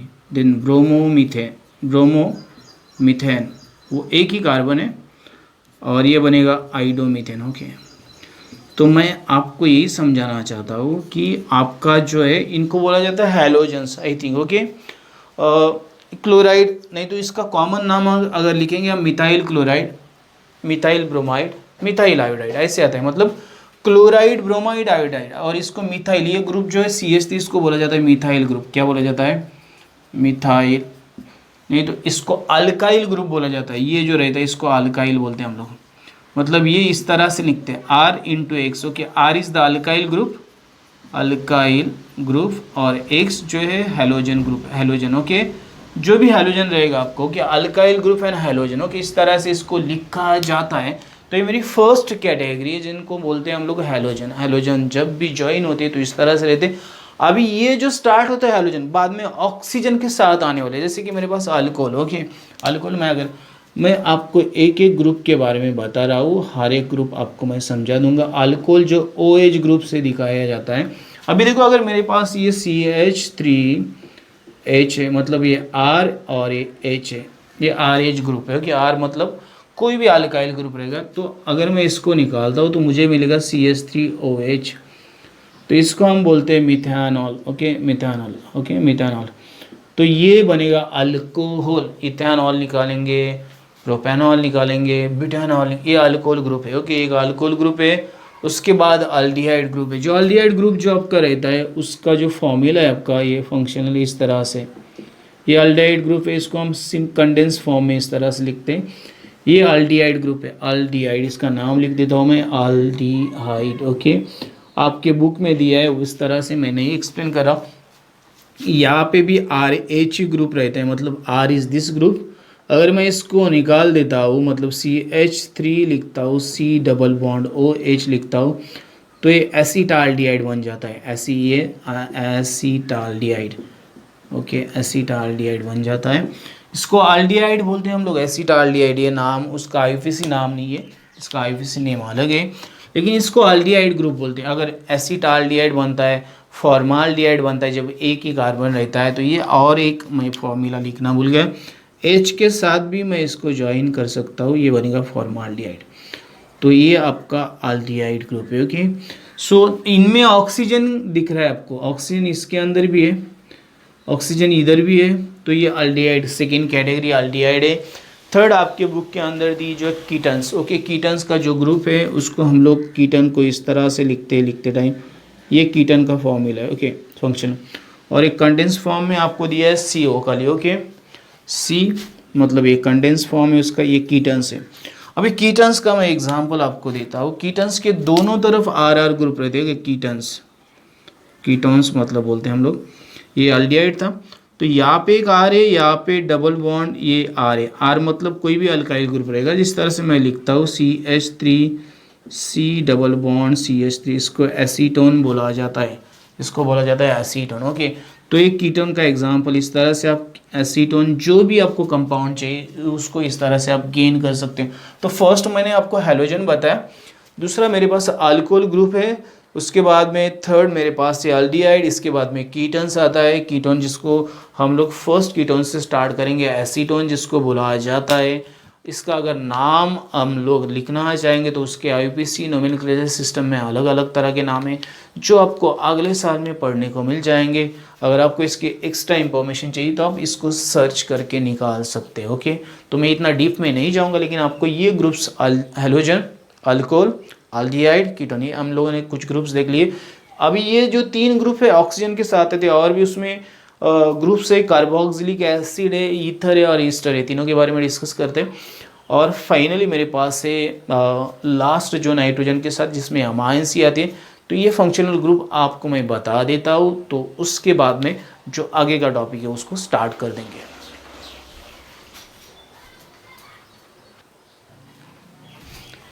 मेरा जो नेक्स्ट टॉपिक है homologous series. Homologous series alkane series है, अल्किन सीरीज है, अल्काइन सीरीज है, ये सारी की सारी चीज़ें। इथेनॉल मतलब अल्कोहल सीरीज है, कार्बोक्सिलिक एसिड सीरीज है, सारी की सारी सीरीज जो है होमोलॉगस सीरीज है। कैसे मैं आपको समझाऊंगा। चलो, होमोलॉगस सीरीज में जो रहता है नियर मतलब जो कॉन्स्टिट्यूटिव कार्बन ग्रुप्स है उनके बीच में CH2 का डिफरेंस रहता है। वो कैसे रहता है मैं आपको बताऊंगा। आपके पास मान लो, चलो मैं अल्केन फैमिली का एग्जांपल देखो, मैं आपको होमोलॉगस सीरीज समझा रहा हूँ। अल्केन, उसके बाद अल्कीन, और उसके बाद अल्काइन, और उसके बाद अल्कोहल। ये हम लोग कुछ एग्जांपल ले रहे हैं अल्कोहल, ओके। उसका कंडेंस फॉर्मूला मैं निकाल रहा हूँ, आपको आगे का फॉर्मूला देखना है। देखो मेरे पास यहाँ पे फर्स्ट CH4 है, इसके लिए खाली CH4 है, इसके मेरे पास C2H6 है मेरे पास, इसमें C2 और ओके C2H नहीं, ये C2H4 आएगा, C2H2 आएगा। और चलो अल्कोहल में लिखता हूँ मैं। अल्कोहल में मेरे पास CH3OH है, डोंट वरी, ओके, ये मेरे पास है। इसको अगर मैं अलग फॉर्मूले में लिखना चाहता हूँ तो इसको इस तरह से लिखेंगे हम लोग, C देखो मैं आपको दिखा रहा हूँ ये किस तरह से आएगा, और बाकी फॉर्मूले आप खुद लिख लेना बीच के कार्बन पे। खाली मैं आपको एक ही कंडीशन बताऊंगा कि कार्बन की वैलेंसी 4 होनी चाहिए, 4 कार्बन की वैलेंसी आनी चाहिए। कितनी आनी चाहिए? 4। तो ये देखो 1 2 3 4 सिंगल बॉन्ड रहेगा तो 4। अभी यहाँ पे नहीं, ये अल्किन का निकाला ना मैंने, तो नहीं, ये अल्किन का इस तरह से आएगा। मतलब मैंने यहाँ पे अल्किन का निकाला, मुझे लगा ये अल्किन का है, ओके। तो यहाँ पे डबल बॉन्ड है तो हो गई 4। यहाँ पे ट्रिपल बॉन्ड है तो भैया कोई टेंशन ही नहीं, यहाँ पे 2 ही कार्बन निकालने हैं आपको। यहाँ पे तो एक ही कार्बन है तो इसके 4 के 4 आएंगे, ओके। यहाँ पे अल्कोहल है तो इसके इस बंदे के 3 तो ऑलरेडी है मेरे पास, H और इसका OH, ओके। ऐसा OH में लिख दूँ, नहीं तो आई थिंक इसको नहीं लिखेंगे हम लोग, चलेगा, ताकि ओके उसको H को भी अलग से लिखना पड़ेगा, तो चलेगा ऐसे लिख देते, ओके। तो चलो ये मेरा अल्केन था, बाकी सब के आपको इस तरह से लिखते जाने, कोई प्रॉब्लम नहीं आएगा आपको। मेरा जो फॉर्मूला था मैंने CnH2n+2 लिखा था, ये CnH2n, और ये था मेरा CnH2n-2। ये मेरा एक जनरल फार्मूला था जो मैंने आपको बताया था अल्केन के लिए। ये अल्केन है, ये अल्कीन है, ये अल्काइन है। अभी आगे बढ़ते हैं हम लोग। ये C2 आएगा, H6 आएगा, ये आएगा C3H6, अभी देखो आपका, और ये आएगा C3H4। अभी आएगा ये C3H8 आएगा, C4H8 आएगा, एंड C4H6 आएगा। देखो क्या चेंजेस है। बाद में C4 आएगा, यहाँ पे C4H10 आएगा, यहाँ पे आएगा C5H10 आएगा, यहाँ पे आएगा C5H8 आएगा यहाँ पे। अभी इसके बाद में C5H12 आएगा, ये C6H12 आएगा, ये C6H10 आएगा, इसमें बाद C6H14 आएगा, ये आएगा C7H14 आएगा, और ये आएगा C7H12 आएगा। हो गया। इसके तरफ बढ़ते हैं, ये आएगा CH3CH2OH, CH3CH2CH2OH, CH3CH, सॉरी ये 2 ही आएगा, बीच में 2 ही लिखना है, CH2CH2CH2OH, CH3CH2CH2CH2OH।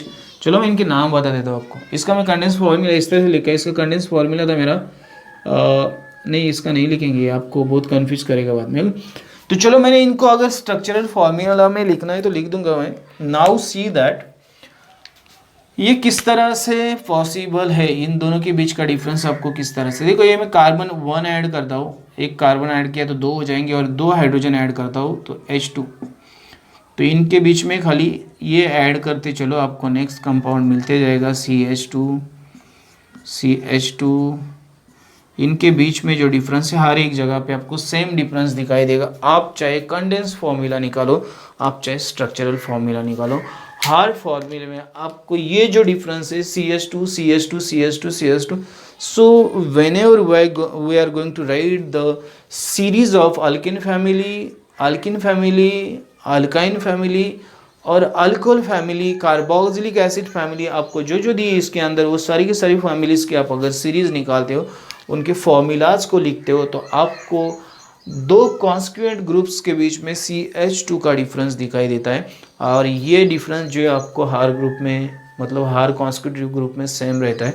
So due to this reason only these series are called as homologous series of alkane, alkene, alkyne, even though and alcohols and carboxylic acid सब के लिए लागू पड़ती है। और ये फॉर्मूला जो है आपको इस तरह से निकालना है। अभी मैं इसका भी आपको मतलब ये इनके फॉर्मूलेज अगर लिखने पड़ेंगे, CH3 CH2, तो यहाँ पे CH3OH की जगह CH3 आएगा, ये निकलेगा CH3 बनेगा, ये निकलेगा 3 बनेगा, ये निकलेगा 3। तो इनके फॉर्मूलेज भी आपको इस तरह से ही मिलेंगे। अगर आप लिखना चाहते हो थोड़ा सा मेहनत कर लो, थोड़ा सा समझने की कोशिश कर लो, बुक भी आपके साथ है। होमोलॉगस सीरीज़ का टॉपिक जो है बहुत IMP टॉपिक है, इसको क्लियर कर दो। मैं वापस बता रहा हूँ, कॉन्स्टिट्यूटिव ग्रुप्स के बीच में CH2 का डिफरेंस हमें दिखाई देता है। Difference between any 2 constitutive members of alkane family, members of alkene family, members of alkyne family, members of alcohol family, members of carboxylic family, okay, is CH2, and this is the common difference, and that's why these all series are known as homologous series, ताकि same difference रहता है constitutive groups जो है आपके families के उनके बीच में, इसलिए इनको बोला जाता है होमोलॉगस सीरीज। तो ये आपको समझ के लेना है। सो this is one of the topic which I have explain right now here with you. मैंने आपको एक्सप्लेन करके बता दिया है। अभी जो मेरा नेक्स्ट टॉपिक है जो है नोमेनक्लेचर सिस्टम ऑफ अल्केन्स और हाइड्रोकार्बन्स, ओके। तो यहाँ पे मेरे पास 2 नोमेनक्लेचर सिस्टम है। एक कॉमन नाम रहता है, जैसे मेरा कॉमन नाम रहेगा, और एक जो रहता है IUPAC नेम रहता है, जैसे कि international union of pure and applied chemistry जो नाम देते हैं उसको बोलते हैं IUPAC name, and one is the common name. एक कॉमन नेम है, एक IUPAC नेम है, और दोनों के बीच में डिफरेंस क्या है मैं आपको बताने जा रहा हूँ। ये टॉपिक आपको करना है in any way, you have to do this topic. अगर आपको कहीं पे भी लगता है कि आपको इसमें थोड़ी भी तकलीफ है, आपको थोड़ा भी डाउट है, तो इसके ऊपर भी मैं आपको स्पेशल वीडियो बना के इसको समझाऊंगा, ओके। तो चलो आगे बढ़ते हैं नेक्स्ट टॉपिक की तरफ, IUPAC nomenclature system. So we are going to learn about IUPAC nomenclature system or nomenclature system of hydrocarbons and with their functional group, okay। तो चलो स्टार्ट कर दे। मैं आपको वेरी इजीली इसको समझा देता हूँ, आपके दिमाग में जो भी डाउट रहेगा वो फ्लैश आउट हो जाएगा। तो अल्कोहल से स्टार्ट करते, आपकी बुक में दिया अल्कोहल का एक एग्जाम्पल लेते हैं, कोई भी एग्जाम्पल ले लो आप। चलो अल्कोहल का, चलो मैं आपको बोलता हूँ, मेरे पास है CH3OH, ओके, और एक एग्जाम्पल दिया आपके बुक में CH3CH2OH। इसको किस तरह से नाम देंगे हम लोग, ये हमारे पीछे अगर डाउट रहेगा तो इसकी इतना इजी कुछ भी नहीं, मैं आपको बता दूँ व्हाई इट इज़ सो। अभी देखो ये जो पैरेंट, इसको बोलते पैरेंट हाइड्रोकार्बन, ये मतलब अल्काइल ग्रुप रहता है। जो मतलब मैंने CH4 था मेरा, CH3 और ये H था, H को निकाला और इसको डाल दिया मैंने। ओके, तो मुझे ये जो मिल रहा है, मैं आपको मेरी तरफ से समझाने की कोशिश करूंगा। मुझे जो लगता है सही, पहले जो ग्रुप्स लेने चाहिए उनके बारे में फर्स्ट डिस्कस करते हैं, बाकी धीरे धीरे।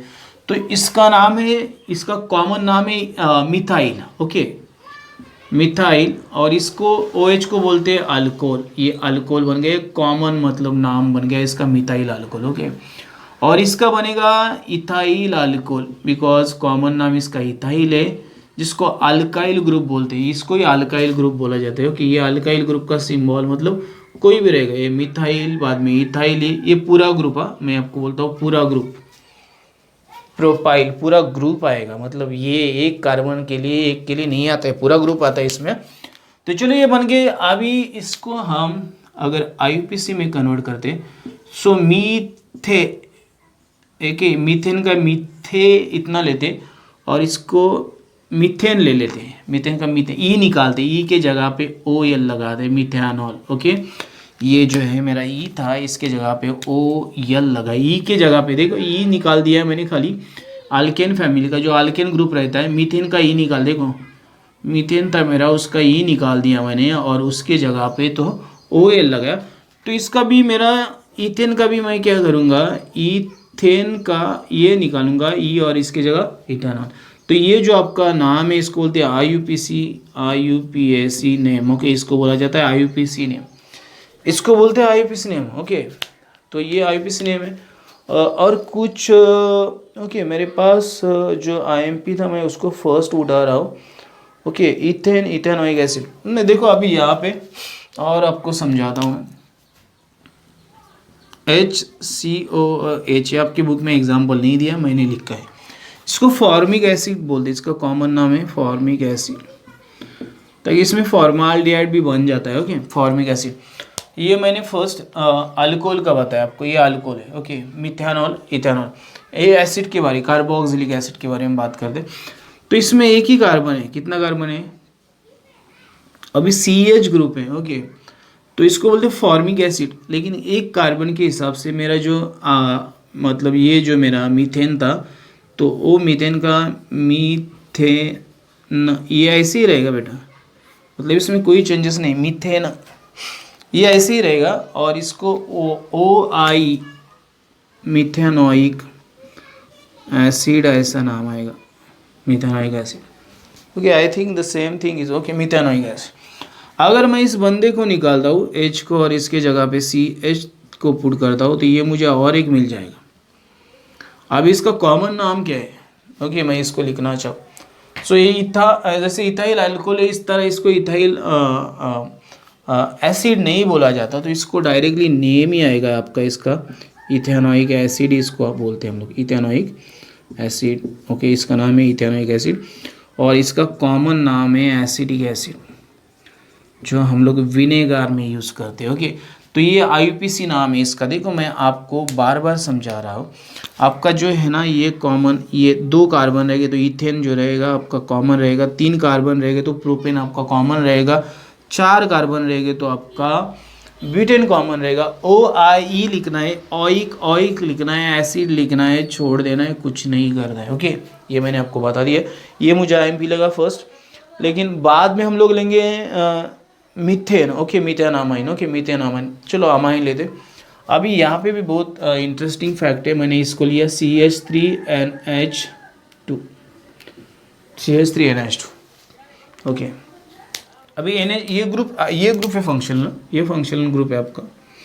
यहाँ पे आपका ये फंक्शनल ग्रुप है, ये फंक्शनल ग्रुप, यहाँ पे आपका ये फंक्शनल ग्रुप है। फंक्शनल ग्रुप की तरफ ध्यान दो। ये मेरा अमाइन ग्रुप है, कौन सा है, सो इसको मैं लिख सकता हूँ methyl amine. Okay, methyl amine, right. इसका कॉमन नाम आएगा मिथाइल अमाइन, इसका कॉमन नाम आएगा मिथाइल अमाइन आएगा इसका कॉमन नाम। इसको आपके बुक के अंदर नहीं दिया, मैं बता रहा हूँ आपको। ओके, अभी मैं वापस बताऊंगा। ये मीथेन ग्रुप है, कौन सा ग्रुप है, मीथेन।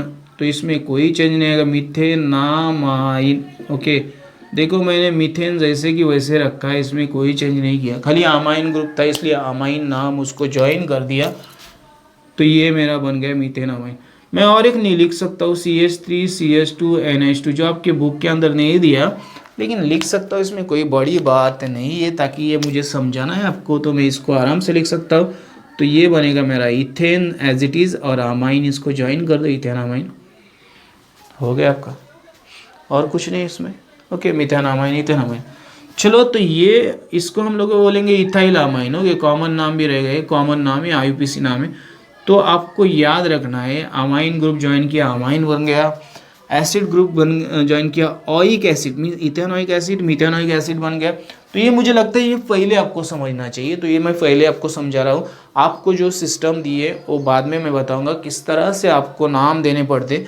आपको जो है IUPAC नोमेनक्लेचर सिस्टम में जो लॉन्गेस्ट कार्बन चेन को चूज करना पड़ता है, कितने कार्बन आइटम है, क्यों करना पड़ता है। एक कार्बन रहेगा तो मीथेन रहता है, 2 रहेगा तो इथेन रहता है, 3 रहेगा तो प्रोपेन रहता है, 4 रहेगा तो ब्यूटेन रहता है, 5 कार्बन रहेगा तो पेंटेन रहता है, 6 रहेगा तो हेक्सेन रहेगा, 7 रहे तो हेप्टेन, 8 रहे तो ऑक्टेन, 9 रहेंगे तो नोनेन, और 10 रहेगा तो डिकेन रहता है।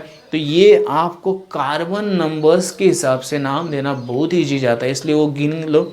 बाद में फंक्शनल ग्रुप कौन से कार्बन को अटैच है, फर्स्ट को, सेकेंड को, थर्ड को, किस कार्बन को अटैच, तो वहाँ से आपको जो है आपके कार्बन को नंबर्स देना स्टार्ट करना पड़ता है। जिधर से फंक्शनल ग्रुप नज़दीक जिस कार्बन को, उस कार्बन से नंबर दो 1 2 3 4, और उसके बाद में जो आगे का सिस्टम है मैं आपको सारा एक्सप्लेन करूंगा।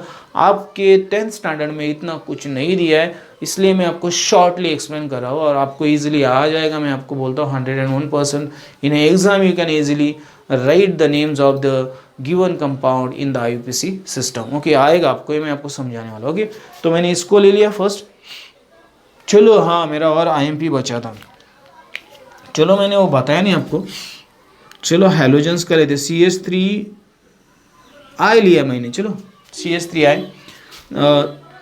तो इसका नाम देखो, ये इथाइल है, ये क्या है, मिथाइल है, मिथाइल आयोडाइड आता है, आयोडीन का आयोडाइड बन जाता है। अभी इसका मुझे IUPAC नाम लिए, कॉमन नाम है बेटा, ये याद रखो। IUPAC नाम थोड़ा अलग रहता है, IUPAC नाम इसका लिखना है। तो मैंने आपको बताया मीथेन में कोई भी चेंजेस नहीं आएंगे, मीथेन में कोई भी नहीं चेंजेस आएंगे। तो ये थोड़ा सा अलग आता है, यहाँ पे मैं अगर इसको गलत लिख दूँ आइडो मीथेन, सो आयोडीन का आइडो बनता है आइडो मीथेन, और ये आइडो आगे लग जाता है आइडो मीथेन। अभी इसकी जगह का अगर मैं क्लोरीन लिख दूँ तो क्लोरोमीथेन आएगा, क्या आएगा, क्लोरोमीथेन। इसके जगह मैं अगर ब्रोमीन लिखूँ तो इस यहाँ पे आएगा ब्रोमोमीथेन, और कुछ नहीं लिखना है, मीथेन एज इट इज़ रहेगा। खाली ये हैलोजेंस के लिए अलाउड है आपको, हैलोजेंस फैमिली के लिए आपको आइडो, ब्रोमो और क्लोरो ये नाम लेने पड़ते हैं इंस्टेड, और वो आगे आ जाते हैं, आपके कंपाउंड के आगे आ जाते हैं। और उसके बाद में मीथेन रहेगा तो मीथेन, इथेन रहेगा तो इथेन, मतलब यहाँ पे एक ही इसलिए मीथेन। अगर यहाँ पे इस तरह से रहता CH3CH2I, उसके बाद में Br रहता या क्लोरीन रहता, कोई भी इसकी एक जगह, मतलब ये एक साथ नहीं है, तो ये बन जाता iodo ethane, then bromo ethane, chloro ethane. अगर 3 कार्बन रहते हैं तो प्रोपेन बन जाता, और इसको आगे लेना है आपको, क्या करना है आगे। ये IUPAC नाम है आपका, याद रखो। मैं आपको ये सारी चीज़ें इसलिए बता रहा हूँ कि आपके दिमाग में इसका ज़्यादा कन्फ्यूजन रहता है, IUPAC नोमेनक्लेचर सिस्टम क्या है। आगे कुछ नाम है जो मैं आपको बताने वाला हूँ, जिससे आपका जो डाउट है, आपकी बुक में ही कुछ क्वेश्चंस दिए जिनका हमको क्या करना है, जिनका नामकरण करना है IUPAC सिस्टम में, तो करेंगे हम लोग। तो उस टाइम पे मैं आपको एग्जैक्टली बताऊंगा कि किस तरह से इसका नामकरण किया जाता है। मैं उसके रूल्स आपको एक बार वापस रिपीट करवा देता हूँ। आपको लॉन्गेस्ट कार्बन चेन चूज करनी है, ओके। जिस कार्बन को फंक्शनल ग्रुप नज़दीक है उस कार्बन से 1 2 3 4 ऐसा कार्बन को नंबर्स देना है, and then according to the attachment of functional group you have to give. Second carbon को रहेगा तो 2 आइडो प्रोपेन, सेकेंड कार्बन को अगर आयोडीन ग्रुप रहेगा तो 2 आइडो प्रोपेन आता है। अगर मेरे पास ब्यूटेन है और ब्यूटेन के किसी भी कार्बन को सेकेंड, मतलब दोनों तरफ से सेकेंड ही कार्बन आएगा, तो 2 आइडो ब्यूटेन आएगा। तो ये जो है ना, मैं आपको समझाने वाला हूँ। तो ये हम लोगों ने डिस्कस किया। फर्स्ट मैंने आपके साथ डिस्कस किया था अल्कोहल, उसके बाद एसिड, उसके बाद अमाइन, और उसके बाद ये हैलोजन फैमिली, ओके। अभी मेरे पास बचा है एल्डिहाइड, उसके बाद में कीटोन, और उसके बाद में मेरे पास बचा है मतलब एल्डिहाइड एंड कीटोन। ओके, ये दो ही दिए आपको, ईस्टर नहीं दिया है, ईस्टर इज नॉट क्यों, ईस्टर और ईथर नहीं दिया, वो उनको पता क्यों नहीं दिया। ईस्टर को हम मिथॉक्सी मीथेन ऐसे, इथॉक्सी मीथेन ऐसे, प्रोपॉक्सी मीथेन ऐसे बोलते हैं, और ये नाम भी आपको मैं बता देता, लेकिन नहीं दिया, अफसोस। वो आपको आगे के स्टैंडर्ड में आएगा। तो बाकी जो बचा है वो सारे पॉइंट्स को डिस्कस करते हैं वन बाय वन, और आगे की पॉइंट्स की तरफ बढ़ते हैं। आपको जो आईएमपी चीज़ें करनी उसके ऊपर ध्यान कॉन्सेंट्रेट करो, एक सही तरीके से इसके नोट्स बनाओ, आपके नोटबुक में लिख के ले लो, उनको रिवाइज करो। अगर आपको आगे जाके साइंस स्ट्रीम में जाना है तो ये सारी चीज़ें आपको केमिस्ट्री के लिए बहुत फ़ायदेमंद होने वाली है।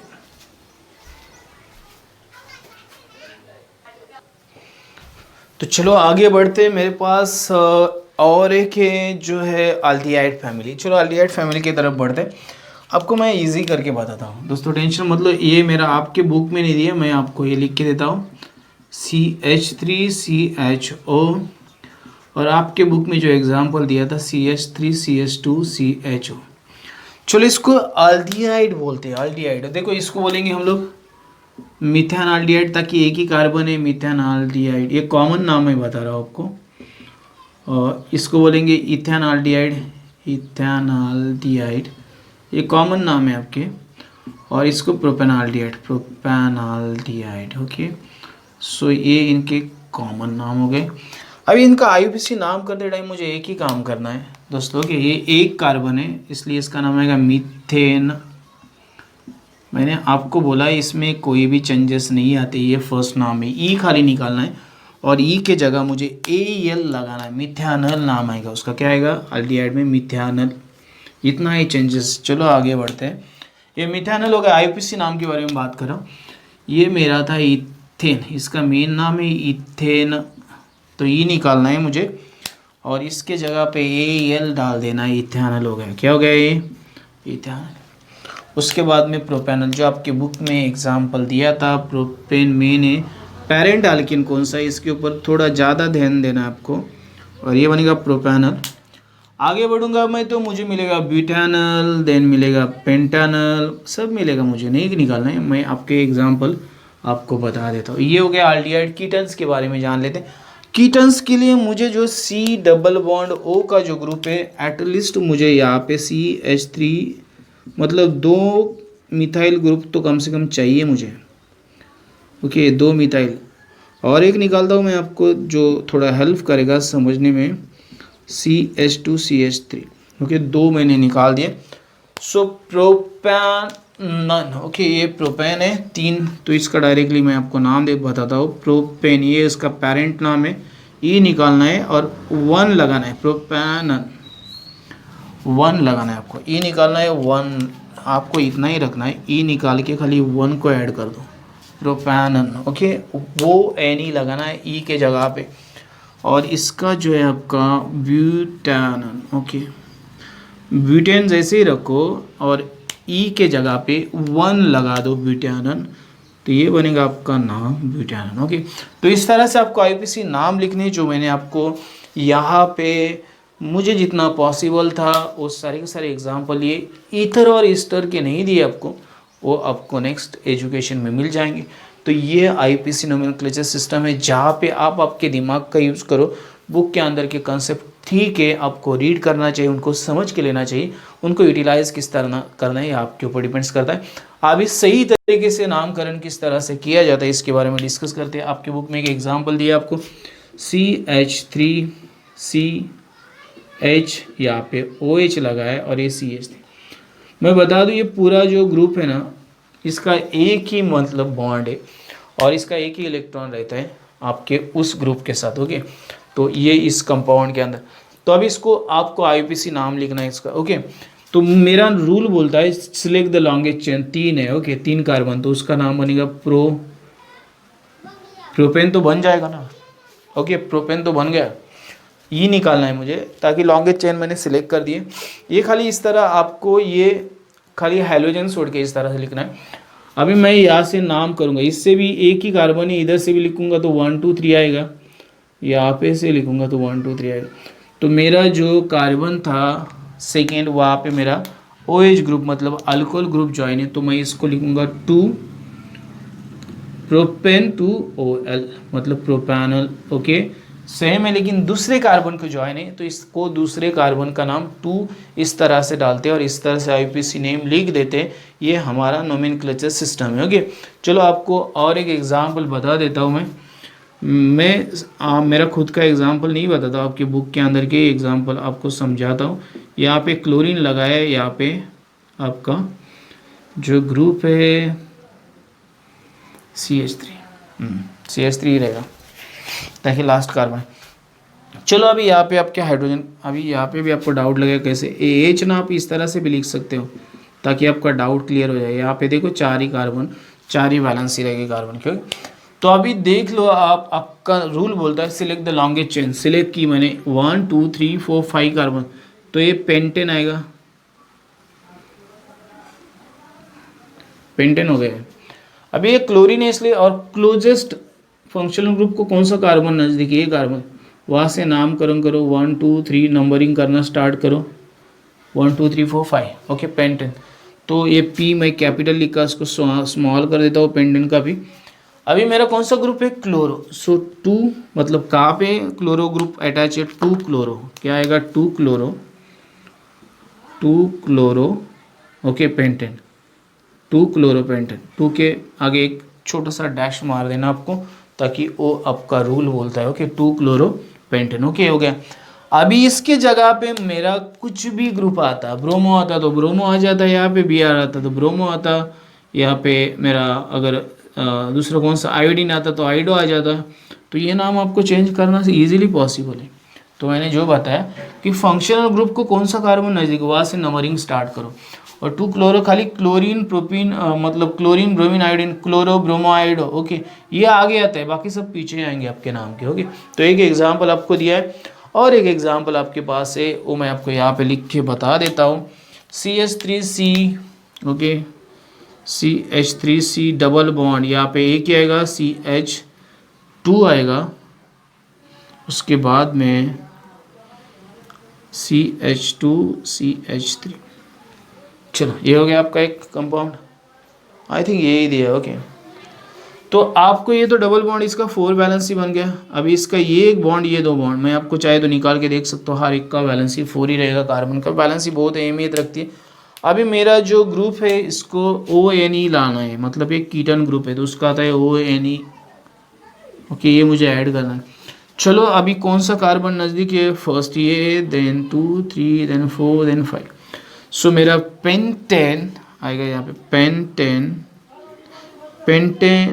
ओके पेंटेन इतना हो गया और ये 2 1, ताकि 2 के पास मेरा जो है कीटन ग्रुप अटैच है तो 2 1 ऐसे आएगा। 2 के बीच में आपको याद रखना है ये 2 डैश देना नहीं भूलना है आपको, नहीं तो आपका जो स्ट्रक्चर है, आपका जो नाम है गलत आ जाएगा। इस तरह से आपको नामकरण करना है। यही नाम मैं आपको अलग तरीके से भी समझा सकता हूँ, लेकिन ये आपके बुक के अंदर के एग्जांपल्स थे जो मैंने आपके साथ डिस्कस किए, आपको बताया कि लॉन्गेस्ट चेन सेलेक्ट करनी है और नंबरिंग जो है 1 2 3 4 5 जो आपका फंक्शनल ग्रुप जिस कार्बन को नज़दीक है वहाँ से स्टार्ट करनी है। कौन से कार्बन को फंक्शनल ग्रुप अटैच है तो 2 रहेगा तो 2, 3 रहेगा तो 3, और कौन सा फंक्शनल ग्रुप है उसके ऊपर से नामकरण आपको कर देना है। और ये सारी डिटेल्स आपके बुक के अंदर भी दे दी है, मैंने आपको समझाने की कोशिश की। कुछ नाम आपको खुद को सॉल्व करने को दिए तो मुझे लग रहा था कि मैं आपको हेल्प करूं, लेकिन मैंने बहुत कुछ नाम जो ऑलरेडी आपको यहाँ पे बता दिए, मैंने पहले जो एक्सप्लेन किया उसमें भी उनके नाम्स मैंने ले लिए। तो मैं चाहता हूँ आप खुद उसको सॉल्व करो। अगर आपको कोई भी दिक्कत आती है तो बेशक कमेंट करो, मैं उसके ऊपर भी एक वीडियो बनाऊँगा, वो आपको समझाने के लिए वीडियो बना के उसको एक्सप्लेन करूँगा। तो ये था मेरा टॉपिक, जो मेन टॉपिक्स हम लोगों ने कवर्ड कर लिए। अभी इसके आगे जो है आपके हाइड्रोकार्बन्स के जो है ना रिएक्शंस के बारे में हम लोग डिस्कस करेंगे, जैसे कि कंबशन है, ऑक्सीडेशन है, रिडक्शन है, जो भी रिएक्शंस के टाइप है, सब्स्टिट्यूशन रिएक्शंस है, वो सारे के सारे रिएक्शंस हम लोग डिस्कस करेंगे। आगे बढ़ते रहेंगे, यूजेस आएंगे, मतलब जो भी कंपाउंड्स रहेंगे उनके बारे में प्रॉपर्टीज़ आएंगी कुछ, तो वो सारी चीज़ें डिस्कस करते हैं step wise. Till the end of this lesson. मेरा एक ही टारगेट है, इस लेसन को ईजी बनाना आपके लिए। इस लेसन को नहीं, सारे आपके साइंस के लेसन को ईजी बनाने का मेरा टारगेट है। लेकिन मेरे भी कुछ प्रॉब्लम्स रहते हैं, इसलिए मैं कभी कभी नहीं, लेकिन इसके आगे मैंने डिसाइड किया है you'll get every individual topics video on my channel. आपको हर एक टॉपिक का वीडियो मैं मेरे चैनल के ऊपर मतलब देने की कोशिश करूँगा, और मैं एक ही चीज़ चाहता हूँ, आपका सहयोग।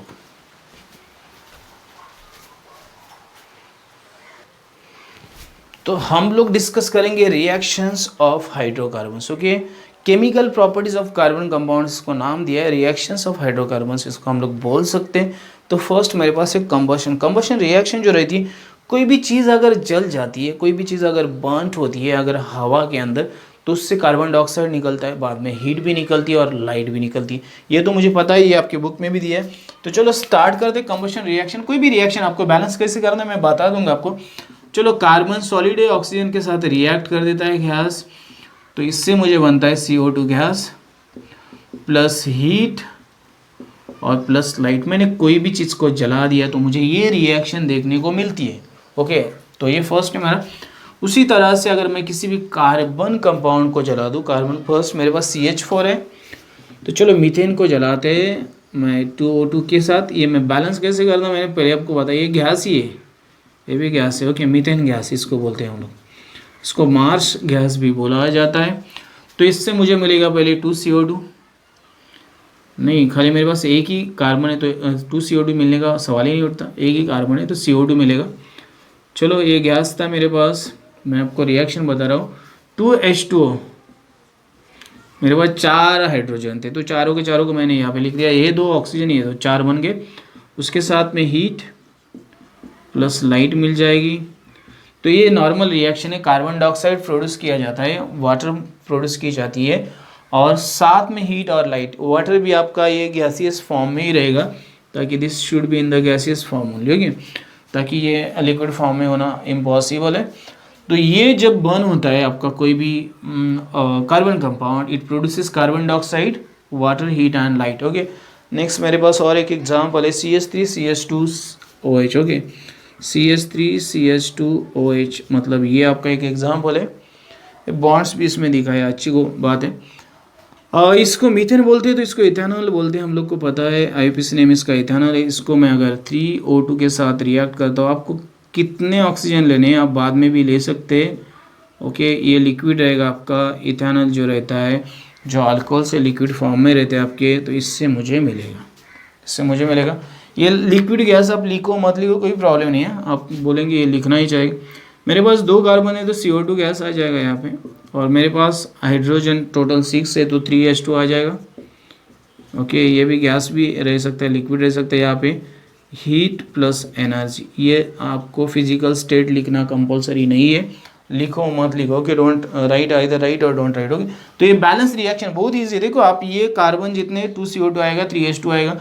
तो मेरा मेन कहना ये है कि जब भी आपका कोई भी हाइड्रोकार्बन हो, आपका कार्बन कंपाउंड हो, जब भी वो बर्न करता है, कंबशन रिएक्शन हो लेता है, तो उसमें कार्बन डाइऑक्साइड प्रोड्यूस होता है, वाटर प्रोड्यूस होती है, हीट प्रोड्यूस होती है, और लाइट एनर्जी उससे बाहर हीट निकलेगी तो लाइट एनर्जी निकलेगी। आपको एक सवाल पूछा गया है यहाँ पे, LPG में आपका जो प्रोपेन रहता है, प्रोपेन का फॉर्मूला मैं लिख देता हूँ, CH3CH2CH3, इसको प्रोपेन बोलते हैं हम लोग। तो इसका रिएक्शन लिखो, आपको बोला गया है इसका रिएक्शन लिखो, तो आपको इस तरह से बोला गया है इसका रिएक्शन लिखो। अभी मेरे पास यहाँ पे 3O2, तो मुझे यहाँ पे 4O2 लिखना पड़ेगा, आई थिंक 4O2 लिखना पड़ेगा, ये मुझे लग रहा है, ताकि इसको मुझे बैलेंस करना है। तो मेरे पास 3CO2 आ जाएगा, मैंने कहीं देखा नहीं है, मैं अपने आप लिख रहा हूँ ये, और मेरे पास 4H2O आ जाएगा, ताकि 8 है ना, ये 2 ये 8 मतलब ये प्रोपेन है आपका, ये आपके कंबशन LPG गैस में रहता है, ओके, जो आपके घर में आप यूज़ करते हो।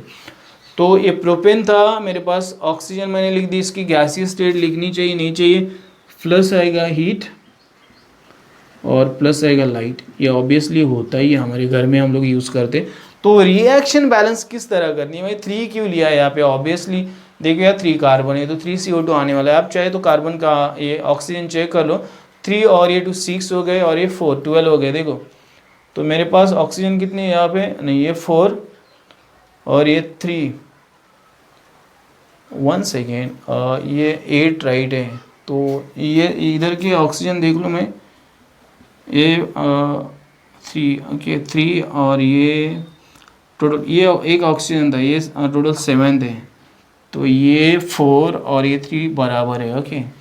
ये 4 और ये ऑक्सीजन मेरे पास कितने हैं टोटल, 3 CO2 मैंने लिखा है, तो ये ऑक्सीजन मेरे पास टोटल 6 और 10 है, ओके। तो 10 तो मुझे यहाँ 5 O2 लिखना पड़ेगा, तो 5 O2 लिख देता हूँ मैं यहाँ पे। इसका कोई भी प्रॉब्लम नहीं है आपको, ये अलग तरह का मतलब कैलकुलेशन है, एच का यहाँ से यहाँ पे कोई भी लेना देना नहीं है, ओके। तो 5 O2 लिखा तो 10 बन गए, 6 और 4 10 बन गए, ये बैलेंस हो गया रिएक्शन आपका।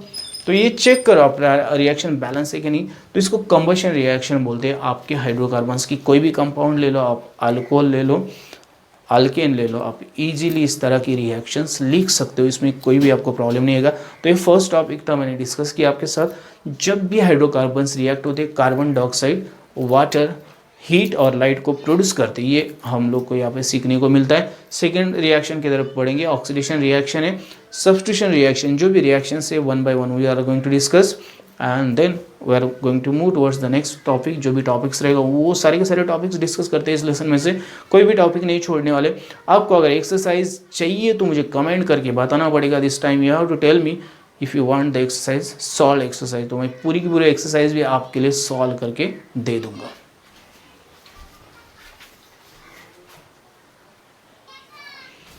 So we will discuss about the addition reaction. I think the addition reaction जो है combustion, उसके बाद में oxidation, ओके oxidation डिस्कस करेंगे।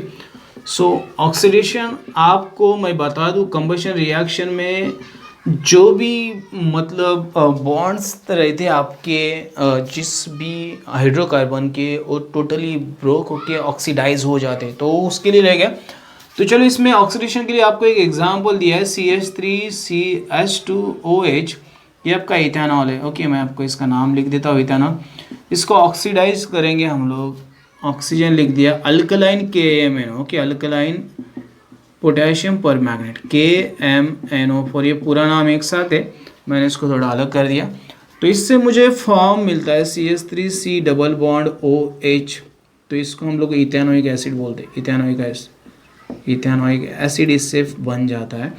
तो एक ऑक्सीडेशन रिएक्शन है। देखो अभी यहाँ पे आपको एक चीज़ बताई कि यहाँ पे कुछ बॉन्ड्स ही ऑक्सीडाइज होते हैं, कुछ कार्बन के बॉन्ड्स, ये कार्बन ही ऑक्सीडाइज हुआ है और यहाँ का H2 निकल के उसके जगह पे डबल बॉन्ड आ गया और डबल बॉन्ड के साथ ऑक्सीजन कनेक्ट हो गया। तो यहाँ पे जो हाइड्रोजन मॉलिक्यूल टोटली निकल गया, लेकिन उस रिएक्शन में उसके बारे में आपको दिया नहीं।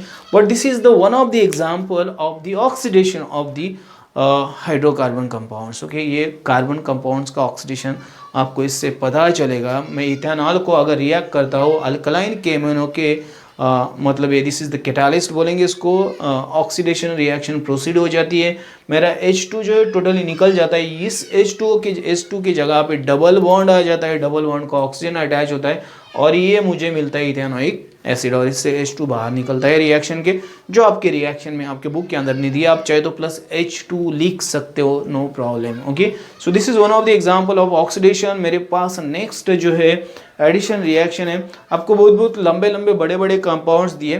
तो एडिशन रिएक्शन मेरे पास एडिशन, ये ऑक्सीडेशन था, एडिशन रिएक्शन की बात करते हैं हम लोग, जहाँ पे मेरे पास अल्कलाइन कंपाउंड्स रहते, अल्काइन कंपाउंड्स रहते, जिनमें मैं एडिशन कर सकता हूँ। कि मैं आपको बता दूँ, ये मेरा डबल बॉन्ड है और ये मेरे मान लो ये मेरे मतलब ये H नहीं लिखता मैं, आपके बुक में जैसे दिया है वैसे लिखता हूँ, तो लिख भी सकता हूँ मैं, ओके। HH भी लिख दे, लेकिन कौन सा कंपाउंड, ये फिक्स कंपाउंड नहीं करना है मुझे, इसलिए मैं HH नहीं लिखता हूँ। इसको मैं थोड़ा सा HS मतलब ये मान लो आपका अल्किन कंपाउंड है, कोई भी अल्किन है, okay. This is alkene, okay. Alkene का मुझे अगर अल्केन में कन्वर्ट करना है, ये कोई भी एक अल्किन है, इसको मैंने नाम नहीं दिया, कोई भी एक अल्किन है, ओके। This is alkene. अगर इसको मैं H2 और यहाँ पे प्लैटिनम नहीं तो निकेल, कोई भी एक कैटालिस्ट यूज़ करता हूँ, प्लैटिनम रहने के लिए कैटालिस्ट रहते, इनको यूज़ करता हूँ, तो ये मेरा conversion of fat to oil, okay, fat to oil, मतलब फैट से ऑयल बनाने के लिए मुझे कन्वर्जन करना पड़ता है। तो यहाँ पे डबल बॉन्ड जो है ब्रोक हो जाता है और यहाँ पे मुझे मिलता है, यहाँ पे मुझे मिलेगा सिंगल बॉन्ड मिलेगा। ओके, तो इस तरह के मतलब मुझे प्रोडक्ट्स मिल जाते हैं जहाँ पे ये बन जाएगा मेरा alkane. Okay, so this is one of the addition reaction in which hydrogen is added across the double bond of alkene. This is unsaturated and this is saturated. Saturated alkanes इसमें form हो जाते हैं। आपके book में क्या example, क्या explanation दिया है मुझे पता नहीं। अभी मैंने जो 2 बॉन्ड्स ब्रेक किए थे, 2 हाइड्रोजन में यहाँ पे लगा देता हूँ। So this is alkene, this is alkane and this is known as one of the addition reaction. In this reaction double bond between 2 carbon atoms is broken down and at the place of this double bond 2 hydrogens get attached, and this is the unsaturated alkane and this is unsaturated to saturated, मतलब unsaturated hydrocarbons to saturated hydrocarbons production मुझे यहाँ पे मिल जाता है। इसके example आपको मिल जाएंगे, कहीं पे ढूंढ लो, आपको बहुत ज़्यादा एग्जाम्पल मिलेंगे, लेकिन मैं सिंपली बता रहा हूँ। This type of reaction is called as addition reaction, जहाँ पे हम लोग हाइड्रोकार्बन को मतलब कन्वर्ट करते हैं फैट्स टू ऑयल और ऑयल टू फैट्स। ओके, ये दोनों भी रिएक्शन है। सो एडिशन, ये एक रिएक्शन एडिशन है। So hydrogen is get added, तो आपको पता है इसको रिडक्शन भी बोला जा सकता है। अगर किसी रिएक्शन में हाइड्रोजन अटैच हो जाता है तो उसको रिडक्शन भी बोलते हैं, बट फिलहाल के लिए आप इतना याद रखो कि ये आपके बुक में दिए। उसके बाद में नेक्स्ट रिएक्शन मेरे पास सब्स्टिट्यूशन रिएक्शन, इसको हम लोग डिस्कस करते हैं इन डीप, इसको डिस्कस करते हैं और फाइनली जो भी रहेगा उसको डिस्कस करते हैं। तो एक एक टॉपिक को डिस्कस करते हैं। चलो सब्स्टिट्यूशन रिएक्शन भी आपको बता देता हूँ। तो नेक्स्ट मेरे पास है सब्स्टिट्यूशन रिएक्शन। ओके, इसके लिए आपको एग्जांपल चाहिए तो आप ढूंढ लेना, मिल जाएंगे आपको। Okay, other examples, if you want more examples for this you will get that examples also. अगर ये मेरा अल्कीन रहेगा, मतलब मैं इसको मान लेता हूँ हाइड्रोजन हाइड्रोजन रहेगा। अगर मेरा ईथीन रहेगा तो मुझे ईथेन मिल जाएगा, ये कन्फर्म है, ये मैं आपको बता देता हूँ यहाँ पे। तो चलो अभी मैं सब्स्टिट्यूशन रिएक्शन बताता हूँ। अगर मेरे पास CH4 है, अल्केन फैमिली का है, Cl2 मेरे पास क्लोरीन गैस है। अगर मैं सनलाइट में इन दोनों का रिएक्शन करता हूँ, दोनों का मतलब क्लोरीन और इस मीथेन का, तो मुझे मिलता है CH3Cl plus this is HCl। Okay, hydrochloric acid form हो जाता है, आई थिंक करेक्ट। और ये रिएक्शन तब तक कंटिन्यू रहता है जब तक मेरे पूरे के पूरे हाइड्रोजन रिप्लेस नहीं हो जाते क्लोरीन के साथ सनलाइट। ओके, तो ये मुझे मिलेगा CH2Cl2 plus HCl। This reaction will be continue, CH2Cl2 plus Cl2, ये आएगा सनलाइट। यहाँ पे सनलाइट में अगर मैं इन दोनों को रिएक्ट करता हूँ तो ये रिएक्शन तब तक कंटिन्यू रहता है जब तक मुझे पूरे के पूरे हाइड्रोजन, मतलब इसको क्लोरोफॉर्म बोलते हैं हम लोग। ओके, इनके नाम मैं आपको बता दूंगा very soon. I am going to tell you name of this all compounds. CHCl3, तो ये मेरा था और इसके साथ था सॉरी, ये मैंने गलत लिख दिया अब क्या, तो ये थोड़ा वापस रफ कर देते हैं। CHCl3 क्लोरोफॉर्म है, इसको क्लोरोफॉर्म कॉमन नाम है इसका, Cl2 और सनलाइट और ये मिलेगा मुझे CCl4। ओके, कार्बन टेट्राक्लोराइड बोलते हैं और HCl। चलो अभी मैं आपको इसके बारे में बता देता हूँ ये क्या एग्जैक्टली हो रहा है। देखो, इसका नाम है मीथेन, सो मिथाइल क्लोराइड मिलता है, मीथेन से मिथाइल क्लोराइड मिलता है। इसका नाम मिथाइल क्लोराइड और वापस क्लोरीन के साथ रिएक्ट होगा, ये मिथिलीन क्लोराइड है, मिथिलीन क्लोराइड, ये इसका नाम आएगा मिथिलीन क्लोराइड, ये नाम आता है। आपको मैं बता दूं, जो ये ग्रुप है ना, इसको बोलते हैं हम लोग मिथाइल ग्रुप। इथेन करेगा तो इथाइल आएगा और इसको बोलते हैं मिथिलीन ग्रुप। ओके, ये आपको डिफरेंस पता होना चाहिए तो आपको थोड़ा फायदा रहेगा। मिथिलीन क्लोराइड, ये मिथाइल क्लोराइड। अभी ये मेरा मिथिलीन क्लोराइड क्लोरीन के साथ ये क्लोरोफॉर्म बनता है, क्या बनता है? Chloroform. Okay, so try chloromethane इसको हम लोग बोल सकते हैं। ट्राई क्लोरो मतलब 3 क्लोरीन है और मीथेन, और ये वापस रिएक्ट होता है, इसको हम लोग कॉमनली क्लोरोफॉर्म बोलते हैं, जो हम लोग बेहोशी की दवा बोलते हैं। इसको बेहोश करना है, किसी को किडनैप करना है तो इसको यूज़ करते हैं, but I am generally telling. Okay, इसको बोलते हैं कार्बन टेट्राक्लोराइड। ये एक सॉल्वेंट है, कार्बन टेट्राक्लोराइड एक न्यूट्रल सॉल्वेंट है जिसमें कोई भी हाइड्रोजन नहीं है, और इसका यूज जो है स्पेक्ट्रोस्कोपी में किया जाता है जहाँ पे किसी भी कंपाउंड की एनालिसिस की जाती है, लेकिन ये आपको अभी नहीं पता चलेगा what is mean of spectroscopy. इसके लिए आपको 12th के बाद में जो आपका एजुकेशन है उस टाइम पे आपको एग्जैक्टली आइडिया आ जाएगी what is mean of spectroscopy, तो उसके बारे में मैं नहीं बोलना चाहूँगा। तो ये रिएक्शन है सब्स्टिट्यूशन रिएक्शन। देखो मैंने हाइड्रोजन की जगह पे क्लोरीन सब्स्टिट्यूट किया, दूसरे हाइड्रोजन क्लोरीन, तो this is the chain reaction, continuous chain reaction. This reaction will be proceed till the complete removal of all hydrogen atoms from your hydrocarbon. Hydrocarbon के पूरे मतलब अल्केन के पूरे हाइड्रोजन निकालते नहीं तब तक ये रिएक्शन प्रोसीड होती रहती है। And finally will get carbon tetrachloride, एक सॉल्वेंट है, क्लोरोफॉर्म ये भी एक सॉल्वेंट है, बेहोशी के लिए यूज़ किया जाता है। CH3 को मिथाइल ग्रुप बोलते हैं, CH2 को मिथिलीन ग्रुप बोलते हैं। ये भी कुछ चीज़ें आपको याद रखनी चाहिए जो आपको स्टडी में काम आती है। तो ये था मेरा फर्स्ट रिएक्शन जो मैंने आपके साथ कंबशन, बाद में ऑक्सीडेशन, उसके बाद में एडिशन, उसके बाद में सब्स्टिट्यूशन आपके साथ डिस्कस किया। इनको आप थोड़ा सा एनालाइज करो, थोड़ा सा पढ़ के ले लो, थोड़ा सा समझ के ले लो, शॉर्ट नोट्स बनाओ इनके ऊपर जो आपको बहुत ज़्यादा हेल्प करेंगी। And if I possible I will make the notes and I will provide you notes on my website. मैंने वेबसाइट के बारे में आपको पहले ही बताया, motivational.govindainker.com पे जाके आपको सर्च करना है, आपको आपके चॉइस के नोट्स मिलते जाएंगे। So this is one of the topic which I have discuss with you right now. अभी जो भी टॉपिक्स बचे वो सारे के सारे टॉपिक्स डिस्कस करेंगे one by one till the end of this lesson.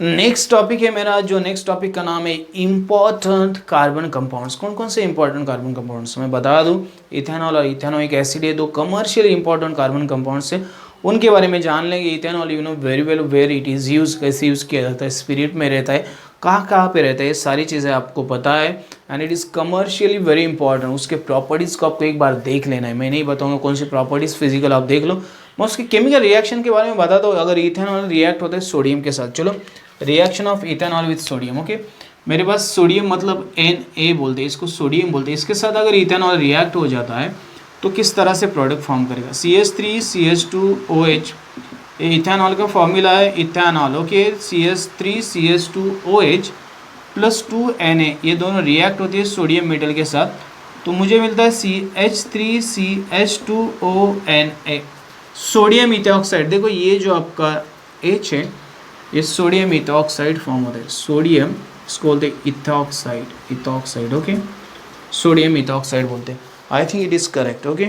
और मेरा जो हाइड्रोजन है इसमें से वो निकल जाता है, हाइड्रोजन गैस इसमें से निकल जाता है, जो मैंने पहले रिएक्शन में आपको नहीं दिखाया था, आप उसको मैं बोला ऑक्सीडेशन में आप दिखा सकते हो कि वो हाइड्रोजन रिमूव हो जाता है, इसलिए भी उसको ऑक्सीडेशन बोला जाता है। तो एक रिएक्शन था सोडियम के साथ।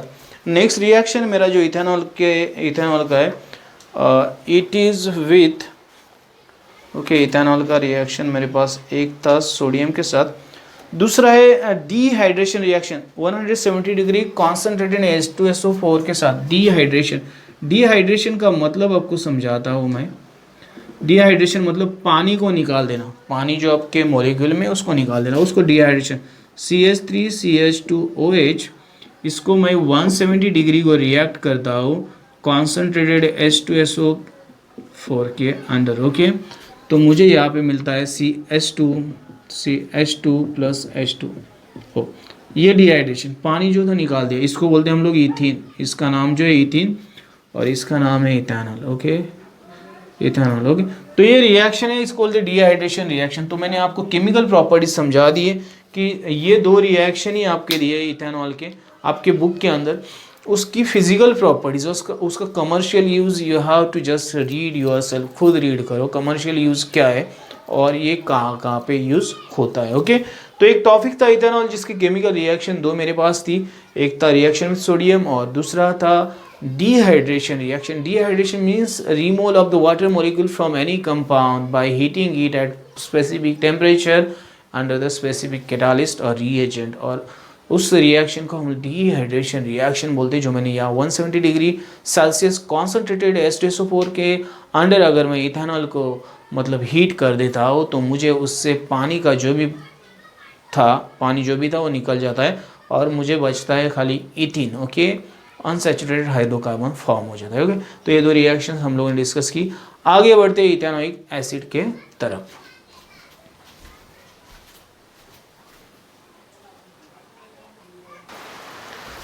चलो नेक्स्ट कंपाउंड की तरफ बढ़ते, सोडियम मतलब ethanoic acid. Okay, ethanoic acid की तरफ बढ़ते। इथेनॉइक एसिड जो मेरा इथेनॉइक एसिड, उसके रिएक्शंस को देख लेते हैं हम लोग। इसका यूज़ आपको खुद को देखना है, मैंने पहले बता दिया आपको। तो चलो, अगर इथेनॉइक एसिड जो मेरे पास है CH3CO मतलब COOH, CH3COOH, अगर मैं इसको लिखता हूँ सही तरीके से, इथेनॉइक एसिड CH3COOH, अगर ये NaOH के साथ रिएक्ट होता है, सोडियम हाइड्रोक्साइड जिसको बोलते हैं हम लोग, ये एसिड है बेस है। ओके, इसको एसिड बोलेंगे, इसको बेस बोलेंगे। ये दोनों रिएक्शन करते हैं तो मुझे मिलता है CH3CON, ये H निकलता है। ओके, अभी ये H निकला, अभी ये N आया तो यहाँ पे मिलेगा H2 water. Okay, salt and water. Okay, इसको बोलते हैं सॉल्ट और इसको बोलते हैं वाटर। तो ये आपका acid base salt water neutralization reaction बन गया है। इसका नाम है सोडियम इथेनॉइट। ओके, इसको बोलते हैं सोडियम इथेनॉइट। ओके, इसका इथेनॉइट, और इसका कॉमन नेम है सोडियम एसीटेट भी इसको बोला जाता है। इसका कॉमन नाम है सोडियम एसीटेट। तो चलो, ये मैंने आपको बता दिया। तो ये फॉर्मेशन हो जाती है आपके एसिड की, इथेनॉइक एसिड। इथेनॉइक एसिड है, बेस है आपका, मैंने ऊपर नाम लिखा। ये जो इथेनॉइक एसिड है ये आपके सोडियम कार्बोनेट और सोडियम बाइकार्बोनेट के साथ भी रिएक्ट करता है। 2CH3COOH प्लस Na2CO3, ये दोनों रिएक्ट करेंगे अभी। तो ये एक्वियस है आपका, और ये भी एक्वियस ही रहना चाहिए मेरे ख्याल से। This should be aqueous, both are. Okay, ये गैस गलत दिया आपके यहाँ, ये सॉलिड रहेगा। चलो, ये दोनों रिएक्ट करते, मैं एरो ऐसे नहीं लिख रहा हूँ, नीचे लिख रहा हूँ, आप समझ के ले लो। तो इससे मुझे मिलता है 2CH3CONA, वापस मुझे सोडियम इथेनॉइड ही मिल जाता है। और अभी जो बचा हुआ ये CO3 बचा है, OH बचा है, तो CO2 एक आएगा और H2 एक आएगा, बराबर। ताकि मेरे पास 2 हाइड्रोजन थे तो दोनों आ गए, और मेरे पास यहाँ पे 3 ऑक्सीजन थे तो तीनों आ गए। ओके, तो ये मिलता है sodium ethanoid, carbon dioxide water form हो जाता है अगर ये किसी भी सॉल्ट के साथ रिएक्ट होता है। सॉल्ट है, Na2CO3 सॉल्ट है। ये सोडियम मतलब ये सेकेंड रिएक्शन था। थर्ड रिएक्शन मेरे पास है CH3COH, ये अगर NaHCO3 के साथ रिएक्ट करता है, सोडियम कार्बोनेट सोडियम बाइकार्बोनेट। ये नाम आपको एक बार देख लेने हैं ताकि आपको ये समझ में आना चाहिए। वापस ये एक्वियस रहेगा और ये रहेगा आपका सॉलिड। चलो, दोनों को रिएक्ट करते मुझे वापस मिलेगा CH3CONA प्लस, अभी मेरे पास यहाँ पे क्या बचा, H, ये और ये 2H, H2O बचा। ओके, ऑब्वियसली, एंड CO2 बचा, 3 ऑक्सीजन हो गए कंप्लीट। तो ये रिएक्शन इस तरह से बन जाती है। तो ये गैस रहेगा, ये लिक्विड रहेगा, ये आपको पता है, और ये एक्वियस रहेगा। This should be aqueous, right. ये एक्वियस रहेगा, ये एक्वियस फॉर्म में रहेगा, ये गैस, ये लिक्विड फॉर्म। तो ये आपके रिएक्शंस, इनके नाम आपको पता होने चाहिए। तो ये 3 ही रिएक्शंस दिए थे आपके जो रिलेटेड थे इथेनॉइक एसिड के साथ। पहले सोडियम इथेनॉइड फॉर्म हो जाता है, NaOH के बेस के साथ रिएक्ट करता है। अगर किसी भी सॉल्ट के साथ रिएक्ट करता है तो भी आपको दूसरा एक सॉल्ट मिलता है, वाटर मिलती है, और उसके बाद में आपको कार्बन डाइऑक्साइड गैस मिल जाता है। तो ये रिएक्शन है आपके इथेनॉइक एसिड की। फर्स्ट थी अपनी सोडियम हाइड्रोक्साइड के साथ एक बेस है, बाद में Na2CO3 एक सॉल्ट है, NaHCO3 एक सॉल्ट है, sodium carbonate sodium bicarbonate and sodium hydroxide बोला जाता है। इनके नाम एक बार आप अच्छी तरह से देख लें तो अच्छा रहेगा आपके लिए। तो एक टॉपिक था जो मैंने आपको अभी यहाँ पे बता दिया, इथेनॉइक एसिड की केमिकल रिएक्शंस।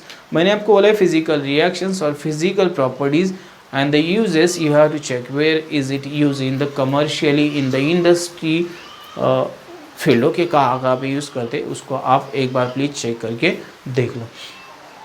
तो चलो, मैं उसके यूजेस भी बता सकता हूँ, लेकिन आपको उतना तो स्टडी करना चाहिए, इसलिए मैं वो आपके ऊपर छोड़ता हूँ। अभी मेरे पास जो नेक्स्ट टॉपिक है जिसका नाम है मैक्रोमोलेक्यूल्स एंड पॉलीमर्स। ओके, इसके बारे में डिस्कस करते हैं, ताकि पॉलीमर इंडस्ट्री है जो कार्बन कंपाउंड्स के ऊपर ही चलती है, और उसी में मैक्रोमोलेक्यूल्स मतलब बहुत बड़े बड़े मतलब प्रोडक्ट्स फॉर्म किए जाते हैं। तो उसके बारे में हम लोग एक बार अच्छी तरह से डिस्कस करेंगे and then will complete this session. So last topic मेरे पास यहाँ पे माक्रोमोलिकुल्स, एक तो नेचुरल माक्रोमोलिकुल्स रहेंगे, एक तो मैन मेड और सिंथेटिक माक्रोमोलिकुल्स रहेंगे। तो यहाँ पे ढेर सारे एग्जांपल्स है, पाइप, रबर्स, आपको जितने चाहिए, प्लास्टिक की जितनी भी चीज़ें बनी है, आपके पॉलीथीन बैग्स है, पॉलीइथिलीन के जितने भी प्रोडक्ट्स है, वो सारे के सारे माक्रोमोलिकुल्स में आ जाते हैं। रबर जो आपका है सिंथेटिक रहता है, नेचुरल भी रहता है, दोनों में आता है ये। रबर से बने टायर्स आपको अनगिनत एग्जाम्पल्स मिलेंगे, वाटर टैंक्स बनते हैं।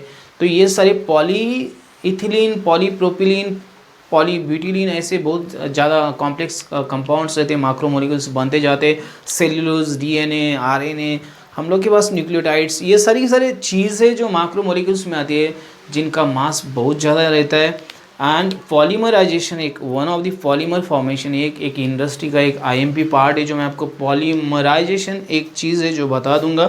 तो पॉलीमर्स किस तरह से बनते हैं ये मैं आपको शॉर्टली एग्जांपल के तौर पे बताता हूँ। मान लो मेरे पास एक कंपाउंड है जो मैं यहाँ पे दिखा रहा हूँ आपको, इसको बोलते हैं इथिलीन। ओके, अगर मैं ऐसे बहुत सारे इथिलीन को ऐड करते जाऊँगा तो मुझे इसका एक पॉलीमर मिलेगा, जिसका नाम मैं रखूँगा पॉलीइथिलीन। ओके, तो इसको मैं ऐड करते जा रहा हूँ और मैं नीचे की तरफ एरो दिखा रहा हूँ पॉलीमराइजेशन। इस प्रोसेस को बोलते हैं पॉलीमराइजेशन, मतलब पॉलीमर्स को फॉर्म करने के लिए जो केमिकल प्रोसेस यूज़ करते। तो इसके जितने भी बॉन्ड्स थे अभी ये कार्बन कार्बन के, सारे ब्रेक हो जाते और इसका एक लॉन्ग चेन बन जाता है। It forms a long chain. Okay, मैंने 6 लिए तो 6 ही मैंने यहाँ पे ले लिए। तो इस तरह की एक बॉन्ड फॉर्मेशन होती है, तो इसको हम लोग बोलते हैं polyethylene. Yes, it is polyethylene. Polyethylene आपको मैं सिंपली इसको बता देता हूँ, इसको पॉलीइथिलीन बोलते हैं। और इथिलीन क्यों बोलते हैं? CH2 इथिलीन, ये वर्ड मैंने पहले भी आपको बताया था। जैसे मिथिलीन रहता है, इथिलीन रहता है। ओके, और इसको अगर मैं सिंपली लिखना चाहूँ इस कंपाउंड को, तो मैं इस तरह से लिख सकता हूँ इसको, जो मैं एक ब्रैकेट में लिखता हूँ। ओके, अभी इसका एग्जांपल आई थिंक यहाँ पे दे दिया है, राइट, यहाँ पे दे दिया है।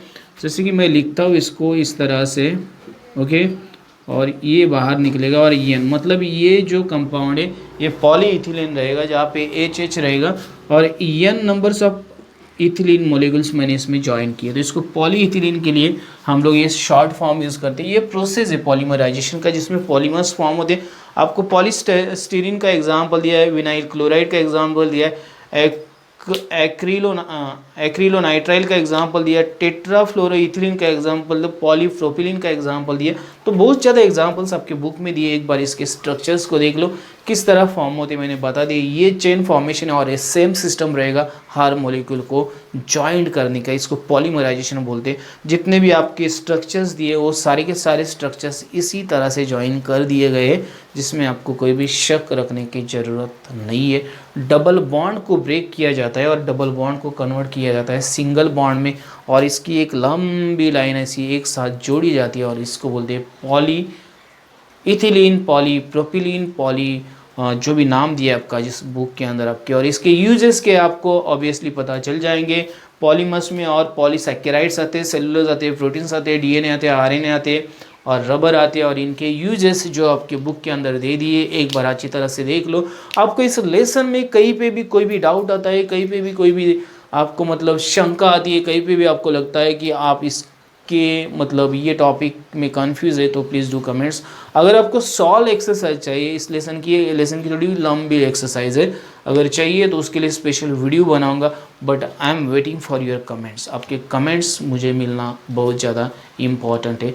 आपको ढेर सारे वीडियोस मिलेंगे, ढेर सारे टॉपिक्स मिलेंगे, बस मेरे साथ बने रहिए। मेरे चैनल को सब्सक्राइब करो, आपके दोस्तों तक पहुंचा दो और थोड़ा सा मुझे एनकरेज कर दो, तो मैं भी आपके लिए कुछ एनकरेजिंग थिंग्स लेके आऊँगा, कुछ मोटिवेशनल वीडियोस लेके आऊँगा, कुछ पोएम्स, कुछ स्टोरीज, बहुत कुछ लेके आऊँगा जैसे मुझे टाइम मिलता है। मैं इस चैनल को ग्रो करने की सोच रहा हूँ और मैं इसको करूँगा। थोड़ा सा टाइम लगेगा इसको, जो मैं इसको मॉडिफाइड करना चाहता हूँ। जो मुझे चीज़ें चाहिए वो मेरे पास अभी फ़िलहाल नहीं है, लेकिन as soon as that all things will be available, I am going to make the most मतलब इंफॉर्मेटिव और जो इंफॉर्मेशन ज़्यादा आपको देंगे ऐसे वीडियोस बनाऊंगा आपके लिए। तो देखते रहिए, keep watching, keep supporting, subscribe and just share with your friends. Thanks and keep watching. Have a nice time.